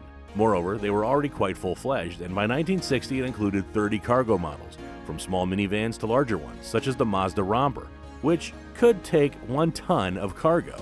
Not like the three-wheeled midgets with a motorcycle engine, is it? Pre-war developments of full-fledged passenger cars also began to develop, and in 1960, they produced the first tiny 4-seater car, Mazda R360, with a small 356 cubic centimeter engine, a coupe body, and 2 doors. Not premium class, but simple, reliable, and most importantly, inexpensive. In a word, just the thing. The Japanese gradually became wealthier, and the commercial success of such a model was ensured. Look at it. It's so cute.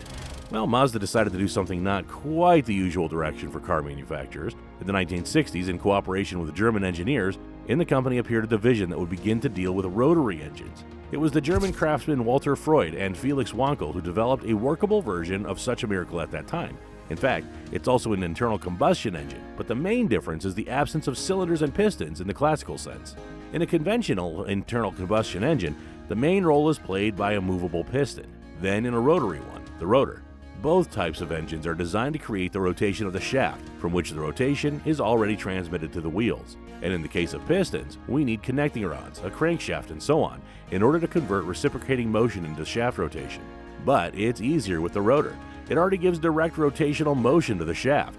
If you wish, you can use Google to find out more specific information, as this type of engine is definitely worthy of attention, but it used a lot of oil and gasoline, and could not boast of a durability resource, but as an alternative, it has the right to life. As a result of experiments in this direction, in 1967 the world was presented with the first production car in the history of mankind with a rotary engine, Mazda Cosmo Sport 110S. At the same time, this model was immediately subjected to a real test at the famous Nuremberg track race in Germany. Two of these cars, among others, have been spinning circles around the track for 84 hours.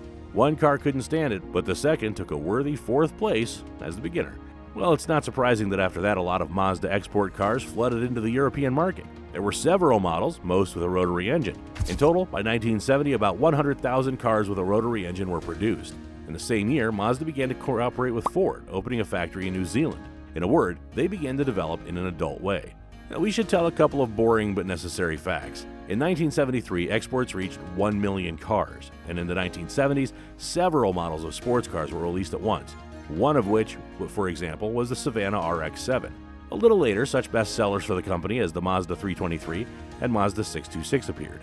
In 1980, another successful model, Mazda Familia, was recognized as the car of the year in Japan. In general, by the end of the century, Mazda had taken a firm position in the global car market. At least, this is evidenced by the fact that the offices were open in the USA and Europe. Mazda has built a special laboratory as its production facilities to study aerodynamic characteristics. If they took up aerodynamics, then this indicated that clearly no one was going to abandon the sports direction. And it once again emphasized that the guys from Mazda were serious about their business. One of the legendary and massive sports cars in the world at the time was Mazda MX-5, which was shown at the Chicago Auto Show in 1989. It was a rear-wheel drive 2-seater roadster developed jointly with the English Lotus Company. The name came from the abbreviation Mazda Experiment Project No. 5. As a result, the experiment became a sensation, at least because it was one of the most affordable among its counterparts, and its appearance was quite pretty and bright. In the 1990s, Mazda gave us such models as AutoZam Review and Uno's Cosmo with navigation on board. At that time, the 25th millionth car of the company was produced. Work began on the environmental friendliness of Mazda cars. In 1970, the company's logo changed to the one we are familiar with. By the way, the company had a lot of logos, from the simplest to the most sophisticated. Well, the one that now flaunts on Mazda cars is somewhat reminiscent of the outline of an owl's head. In fact, according to the idea of the designers, this emblem symbolizes the determination of Mazda, expressed by a pair of wings in the shape of a letter M in an oval. Well, that's how they see it, what can you do? But as for determination, it is an indisputable fact. Like most of their colleagues in the automotive industry after the war, Mazda had to get up from its knees and start a lot anew. But nothing is as strong as something that has gone through hard times. And that's the end of another interesting story. But don't you think that in all these stories, it's like we're talking about robots? It's like there's the spark missing from these stories. Well, we left the most interesting one for last. Meet Honda. To begin with, imagine this. A brand new Ford Model T raced along the road, pleasantly rumbling with an American engine. For a minute, the vehicle stopped, as if doubting where it should go next, and after a moment continued on its way. The dust of the road had dissipated and the smell of exhaust gases spread in the air, the smell of the coming development of technology in the automotive industry. But on the road, in addition to the traces of car wheels, there was something else left. It was a few drops of engine oil that the American car had dropped. Suddenly, a little boy ran out of the crowd of onlookers. He ran right out into the road and began to touch these spots with his little fingers. He was all dirty, but very pleased. For some reason, it seemed to him that he had never inhaled anything more pleasant until that day. Inhaling that smell of this technical liquid, the boy remembered this case for the rest of his life. At that moment, he may not have realized that he had touched a particle of his future. But as it turned out, this incident on the road would affect not only his own future, but also the futures of millions of people around the world. Surely you imagine that this happened somewhere in the USA, say Detroit in the 1920s? But you'd be wrong. Yes, this case happened in the early 1920s, but far away from the US, in a small Japanese village. The boy's name was Soichiro Honda. He was the man who would invent one of the best engines, which would become the crucial part of racing cars. A man who would produce motorcycles for 100 million people all over the world. A person who would register for more than 140 different patents and automate the production of cars and motorcycles. A person who definitely deserves your attention. So, let's take a look at the life of the boy who stood on the road with his hands and face smeared with oil. Soichiro Honda was born on November 17, 1906 in Japan, in Shizuoka Prefecture. It is a small village not far from the city of Hamamatsu and now known all over the world, Mount Fuji. The family was not rich. Times in the country were also hard and lean. It is even said that 5 of Soichiro's siblings died of hunger and disease as young children. His father was a blacksmith, engaged in the repair of agricultural machinery, bicycles, and the like. He was a great master, but when things go badly in the country, no matter how you lived before, you need to somehow survive, no matter how talented you are. So his mother worked in a weaving factory. It is clear that little Soichiro had been surrounded by all sorts of outlandish spare parts and mechanisms since childhood. It is unclear what he played with more, toys or parts and tools. We should say he enjoyed it. Soichiro's grandfather took his grandson on a trip to the rice mill. They also visited the sawmill. All this made a great impression on little Soichiro Honda. When the boy grew up, he was happy to help his father, which he was certainly glad of, but the boy didn't really like to study at school. He disliked teachers who taught in theory what they themselves had not practiced in life. But still, Soichiro studied okay. Yes, he sometimes skipped classes and his grades were not very good, but it happened that he was cunning. One day, for example, when he still had bad grades, he decided to forge a seal on his report card. Well, having engineering abilities, he adapted a piece of a car tire to copy the print. However, he did not take into account the fact that everything was copied in an inverted manner, and the young inventor was caught. But the craving for inventions did not disappear from him at all. On the contrary, it grew every year. Once at the age of 11, he secretly took a bicycle from his father's workshop and drove 20 miles to watch the air show of the American pilot Arthur Smith. Of course, the kid didn't have money for a ticket and had to climb a tree to get a good look at everything. Despite the fact that he got scolded for it at home, Soichiro was still amazed by the show. And Soichiro Honda graduated from school at the age of 15, and the question arose before him what to do next.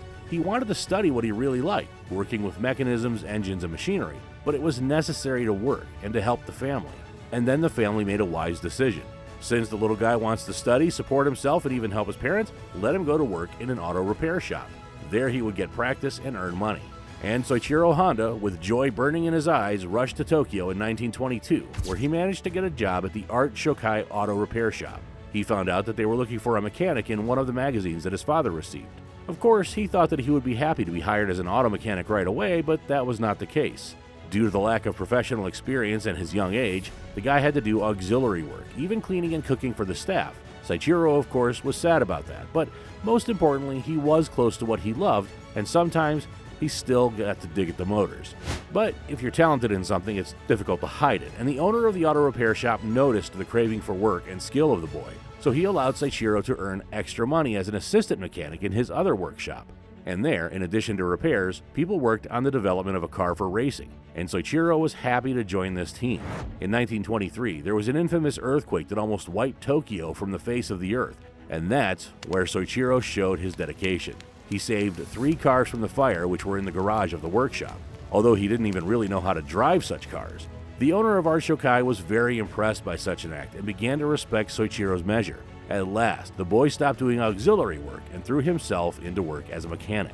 And so, in constant working with cars, his unique talent to find and fix malfunctions began to manifest itself very quickly. For 6 years, he was engaged in repairs, but then he realized it was getting boring for him. And besides repairing, he wanted to develop existing technologies and invent something new. And yet, there was one important fact. Soichiro Honda, in addition to taking part in the construction of racing cars in the Art Shokai company, began to take part in races himself, as a mechanic, not a pilot.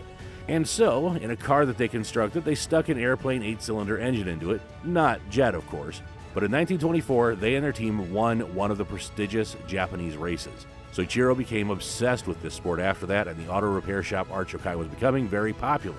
Soichiro Honda wanted freedom in his inventions, and decided to open his own garage workshop. In 1928, Soichiro returned to his hometown, and took the helm of the Art Shokai branch in Hamamatsu.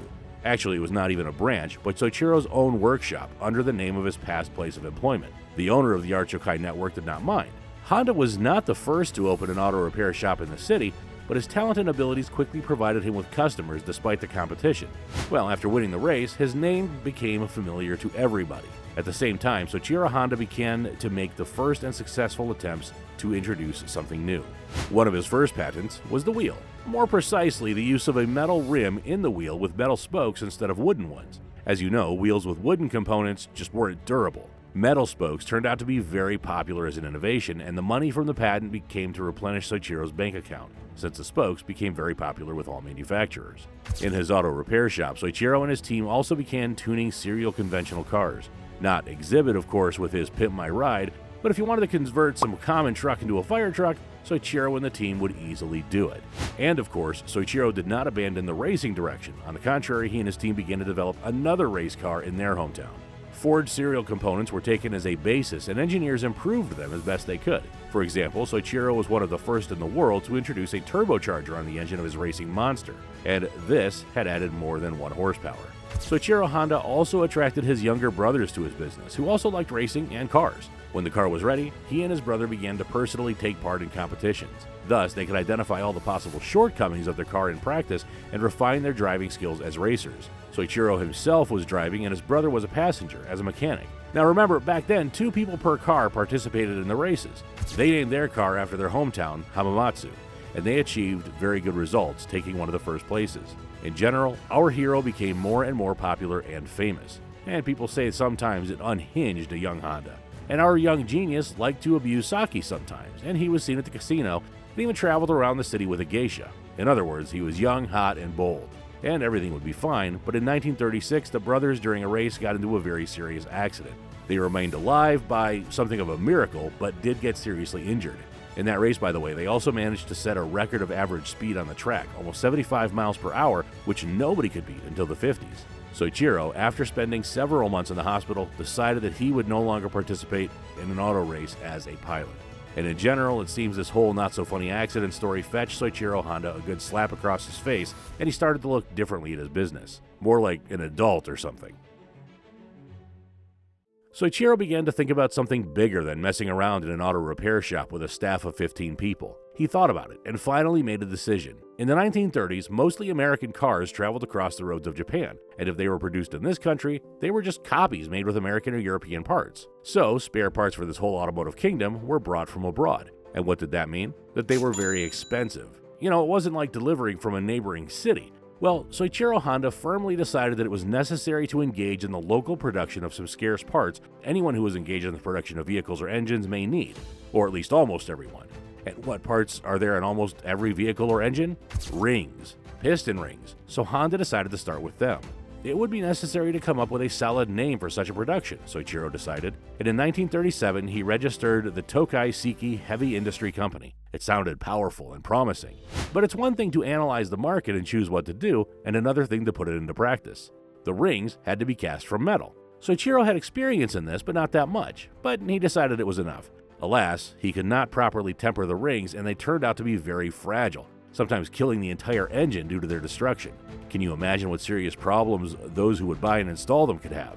And among the first customers to whom Soichiro wanted to sell his rings was Toyota, which was already gaining economic clout in the market, but the trial batch was not approved as it did not meet their standards. Soichiro tried to get advice from manufacturers who already had experience in this industry, but of course he was sent away by them, since such information was essentially a trade secret.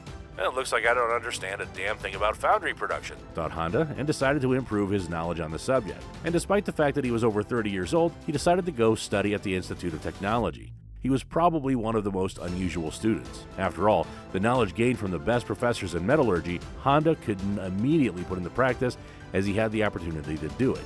And so, when he got the knowledge that finally allowed him to cast a high-quality piston ring, he dropped out of studying. His goal was achieved. He immediately rushed to Toyota to present his ring cast using new technology, and this time, their partnership was successful. Toyota began to order a large number of products from Soichiro Honda, and it was possible to develop his business. He even had to build a whole factory for the production of the rings, as the order from Toyota was so large. And they made this product so well that Toyota would later acquire part of the Tokai Seiki heavy industry. At the same time, there was already a war with China. It was not far before the Second World War, and Japan stuffed itself with weapons and military equipment. There were not enough people at the factories. Many men were already at the front. And that time, Soichiro started automating his first production, so the people's participation in the process was minimal, and he succeeded. Honda in general was so bold and decisive that he was not stopped by the absence of any machine or tool. He developed and created everything he needed, and he immediately patented, of course, and he focused on automation. Before the outbreak of World War II, he already had about 50 patents. For the Japanese armed forces, Honda supplied piston rings to the aviation industry. One of the main customers was the Nakajima Aircraft Company. The Japanese government built aircraft carriers so the planes were needed for them, and in this situation there were no problems with orders. Honda, seeing that Nakajima Aircraft Company had problems with the production of propellers, decided to help. The propellers were made almost manually, and it took a very long time. Soichiro Honda turned his inventive skills and came up with a machine, an automatic machine for the production of propellers. The Japanese government paid attention to Honda after that and praised him in every possible way for that invention. As we can see, by the Second World War, Soichiro Honda had not yet invented something essential for the army, like cars, planes, or trucks. Driving racing cars along the front line hardly made any sense. But until the end of the war, Tokai Seiki Heavy Industry was one of the main suppliers of various parts and components for many military industrial manufacturers in Japan. The company made a considerable contribution to the militarization of the company, but as everyone knows, Japan lost the war. In 1945, when it was already clear who would win and how it would all turn out for Japan, Soichiro Honda was a little sad. Many of his production facilities were bombed. It was a war, you know. Soichiro decided to sell the remaining share of his company to Toyota. With part of the money from the deal, he bought, what do you think, another company? A license for new technology? No. He bought a hefty tank of pure medical alcohol and announced to everyone, "I'm tired, I need a rest to think about my life, I'll rest for a year." I think you'll agree when you have a lake of alcohol at home and you're going to rest for a year, it just sounds unsafe. In general, Soichiro was now sitting at home, mixing his alcohol with various additives to make different swill, tasting it himself, periodically calling friends and acquaintances for help, and playing the flute in the evenings. Now, don't worry, he didn't become an avid drunk, he just apparently needed the reboot. Can you imagine what was in the soul of Honda, and most of the Japanese? The country capitulated, it was destroyed, atomic bombs were dropped on the state, many plans for the future were trampled. But the darkest hour is before dawn, and when you have a tank of alcohol, it's more fun to wait for better times. And so, Honda was sitting, resting, and he was itching to invent something. And he began trying to start something new. Honda tried to make bamboo panels for the roof, then glass for windows. Then he wanted to design a loom with a rotary engine. But none of this was really serious. What do you think was the most affordable transport in post-war Japan? To move, the Japanese in a crisis could afford either their own legs or a bicycle at best. In this situation, Soichiro presented one interesting invention. On his bicycle, he attached a small two-stroke Tohatsu motor from a portable generator for a radio station. Don't be surprised that it was widely practiced to use such mini generators with small internal combustion engines as a power source for radio stations. So, he attached a motor to the bicycle, came up with a clever belt transmission of torque from the motor to the bicycle wheel, and presented this vehicle to his wife. And they rode around the neighborhood on this semi-motorcycle and even gave their friends a ride more than once. Some friends even asked him to build them something similar. And then Soichiro realized that he had invented what post-war Japan needed: a simple, cheap, and unpretentious vehicle. In 1946, with the money left over from the purchase of alcohol, and from the sale of the company, Soichiro Honda opened Honda Technical Research Institute. It looked like a group of enthusiasts gathered on the ruins of a semi-bombed factory. So why did he submit it as an institution? Maybe to look more harmless and detached from his involvement in the military production in the past. The Honda team was starting to develop bicycle tuning by installing those very small Tohatsu engines on them. When the engines ran out, Honda wrote a huge number of letters to bicycle manufacturers asking them to support his initiative. Some entrepreneurs responded, and now Honda was already developing its own motor and motorcycle based on it. So, the motorcycle Honda A-Type was born. Many nicknames stuck to him among the people. For example, the Chimney, because this monster stank and smoked all over the neighborhood. But the main nickname was Bada Bada, because of the sound similar to those words made by a noisy motor. Whatever they called it, demand was high. Soichiro guessed very accurately with the product. Things were gaining traction, and then there were valuable personnel for the company. Soichiro Honda's team was joined by Kaiichiro Kawashima and Takeo Fujisawa. The first was an excellent engineer, and the second was an excellent manager and knew how and what to sell. That was already a very serious team. Honda lacked special knowledge in sales, marketing, and management. He often clashed even with his employees and kind of went a little nuts. Feeling that they were about to create a breakthrough, though, Honda constantly told his employees that they would become famous all over the world, and Soichiro wasn't wrong. For 2 years, they sold their Honda A-Type, and sold them so much they occupied more than 60% of the Japanese market of all two-wheeled vehicles. Soichiro, together with his engineers, slightly improved the Honda A-Type and began to develop a more serious two-wheeled beast, in fact, a full-fledged motorcycle. In 1948, the company was renamed Honda Motor Company, and in 1949, the first motorcycle was released, Honda Dream. There was an engine with a volume of almost 100 cubic centimeters, and it was no longer in the semblance of a bicycle, but a two-wheeled handsome bike.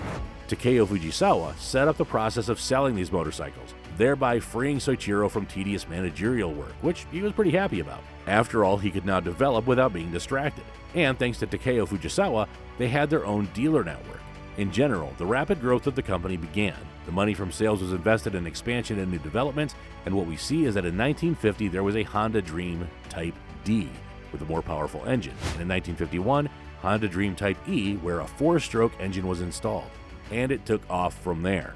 Soichiro Honda introduced rules for collecting ideas in production so that any employee could make a proposal to improve the process or product. In 1954, the company issued its shares and in the same year began exporting its equipment to the United States. There were pretty Juno K-type scooters, but Honda Company decided to really capture the US market in 1958 when they began selling the Honda Super Cub to Americans. This was a small scooter, very easy to operate with very low fuel consumption. The idea was to show Americans that even a girl could drive Honda scooters, and you don't have to be a hairy man on a Harley to drive something two-wheeled. An excellent and expensive marketing campaign was carried out, many commercials were shot, and sales in the USA began to grow incredibly. And not just in the US, the scooter became a bestseller and even almost immortal. For 2017, someone decided to calculate how many of them were sold, and according to most conservative estimates, the figure was 100 million vehicles. And then Soichiro Honda remembered that he loved racing. He did not build four-wheeled cars yet, but he had a lot of experience in the production of motorcycles. So, we will race motorcycles, Honda decided, and created his own racing team. They began to participate in all kinds of races, local and foreign. At home in Japan, they beat every opponent. But there were enthusiasts abroad, and it was not easy to become a leader there. Honda challenged his team by announcing they should win the race on the British Isle of Man. Now this is a crazy dangerous motorcycle race. It is called the Isle of Man TT and had been held since 1907 till now. This competition was not held during the Second World War, and in 2020 and 2021 a break was taken due to coronavirus. But in 2022, the organizers promised that a race would take place. The races are racing there at absolutely incredible speeds, and currently 258 riders have died during this competition. So first, Honda and his team lost in this most popular race. But in 1961, they occupied almost every first place in every type of racing motorcycle on the Isle of Man. Soichiro told his team, "If we win the Isle of Man TT, we will open the way for our motorcycles to the markets of all countries on this planet." And he wasn't wrong. But perhaps the main argument for him was excitement. What do you think? The races were also used by Honda as tests of components and assemblies, and if something new in the design coped with the task successfully, it was immediately used in mass production.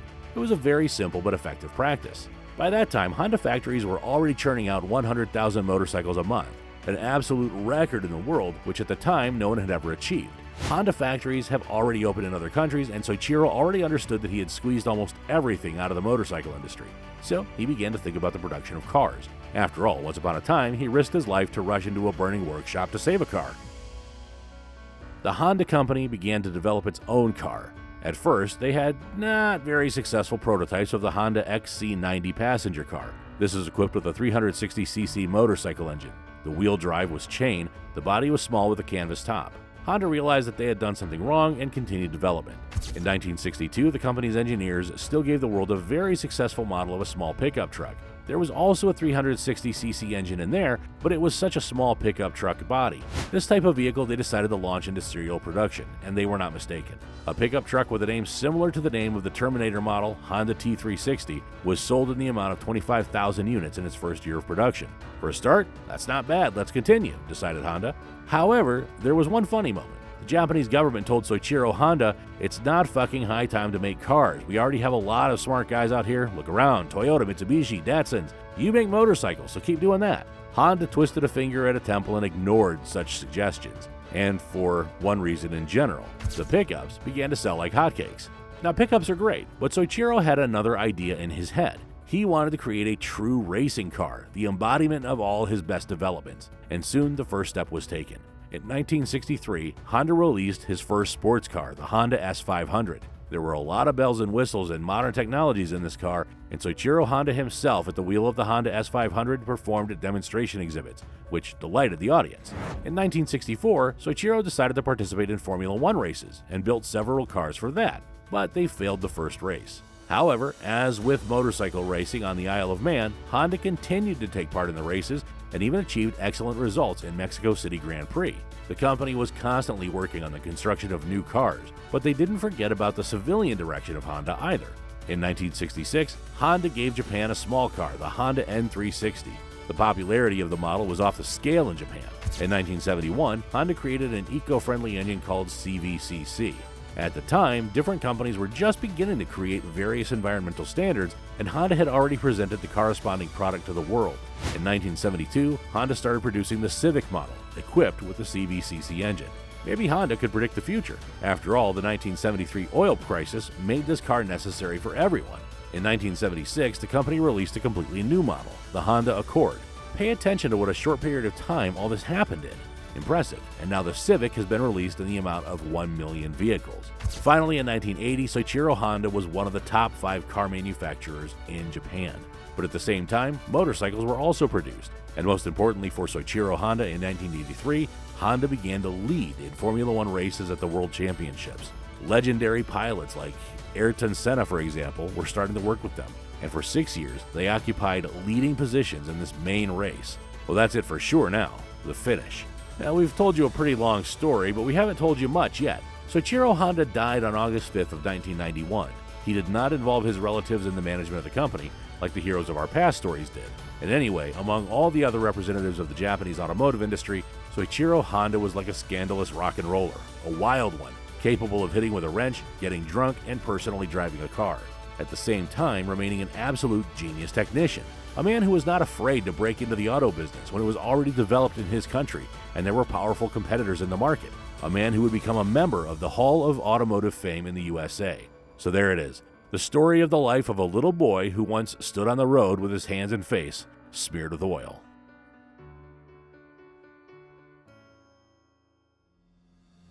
Well, guys, we've come a long way through the history of Japan. What do we see when we turn around and see what we get? What have we learned? What conclusions can be drawn? People lived on the islands and didn't know a thing. Wild customs, a rather closed society from foreigners. Yet there were, of course, internal disputes, wars, and conflicts. They couldn't get along with China. What's next? Then world civilization came knocking at the door. First gently, then persistently. Then it kicked the door in and Japan became open to foreigners. But did they need it? After all, now there are still tribes that don't recognize the basic goods of civilization, that are stuck in the past. Can you imagine if Japan was like that? We don't have it in our heads, of course. In fact, it's our fantasy. It's a good thing it's not true, or we'd never have heard of the Honda Civic, for example. Or we wouldn't have argued about the reliability of Toyota, or we wouldn't have watched crazy rallies with Mitsubishi Lancer Evolution. But you and I have seen it all. And the Japanese have become leaders in many industries and are among those who seriously care about the environment. Yes, undoubtedly, the Japanese have been through a lot of harsh trials. Earthquakes that wiped out cities, wars, surrender, atomic bombing, tsunamis, nuclear power plant accidents. If you open up a big map of the world and look at this country, it's amazing how such a small piece of land got so much of God's crap on it. As for the participation in World War II and in wars in general, it's hard to see Japan's desire to build an empire as anything out of the ordinary. Look at how many such bloody attempts were made in other parts of the world. Hitler in Germany, Napoleon in France. By the way, you can watch more about that on our channel soon. The Ottoman and Roman empires, many wanted power domination. What's to say, not even all states have gone through peaceful acceptance. Hello to the people in California. It all ended differently for everyone. But the result that we see now is, in our opinion, the demonstration of what everyone should strive for. Think about the planet. Develop technology. Try not to go to war with anyone and not to play at being hegemonic. Let's hope that one day all countries on our globe will embrace this idea and conduct their policies for the benefit of people. We approve it. Thank you for all your attention. We hope you found it informative and interesting. Have a nice day.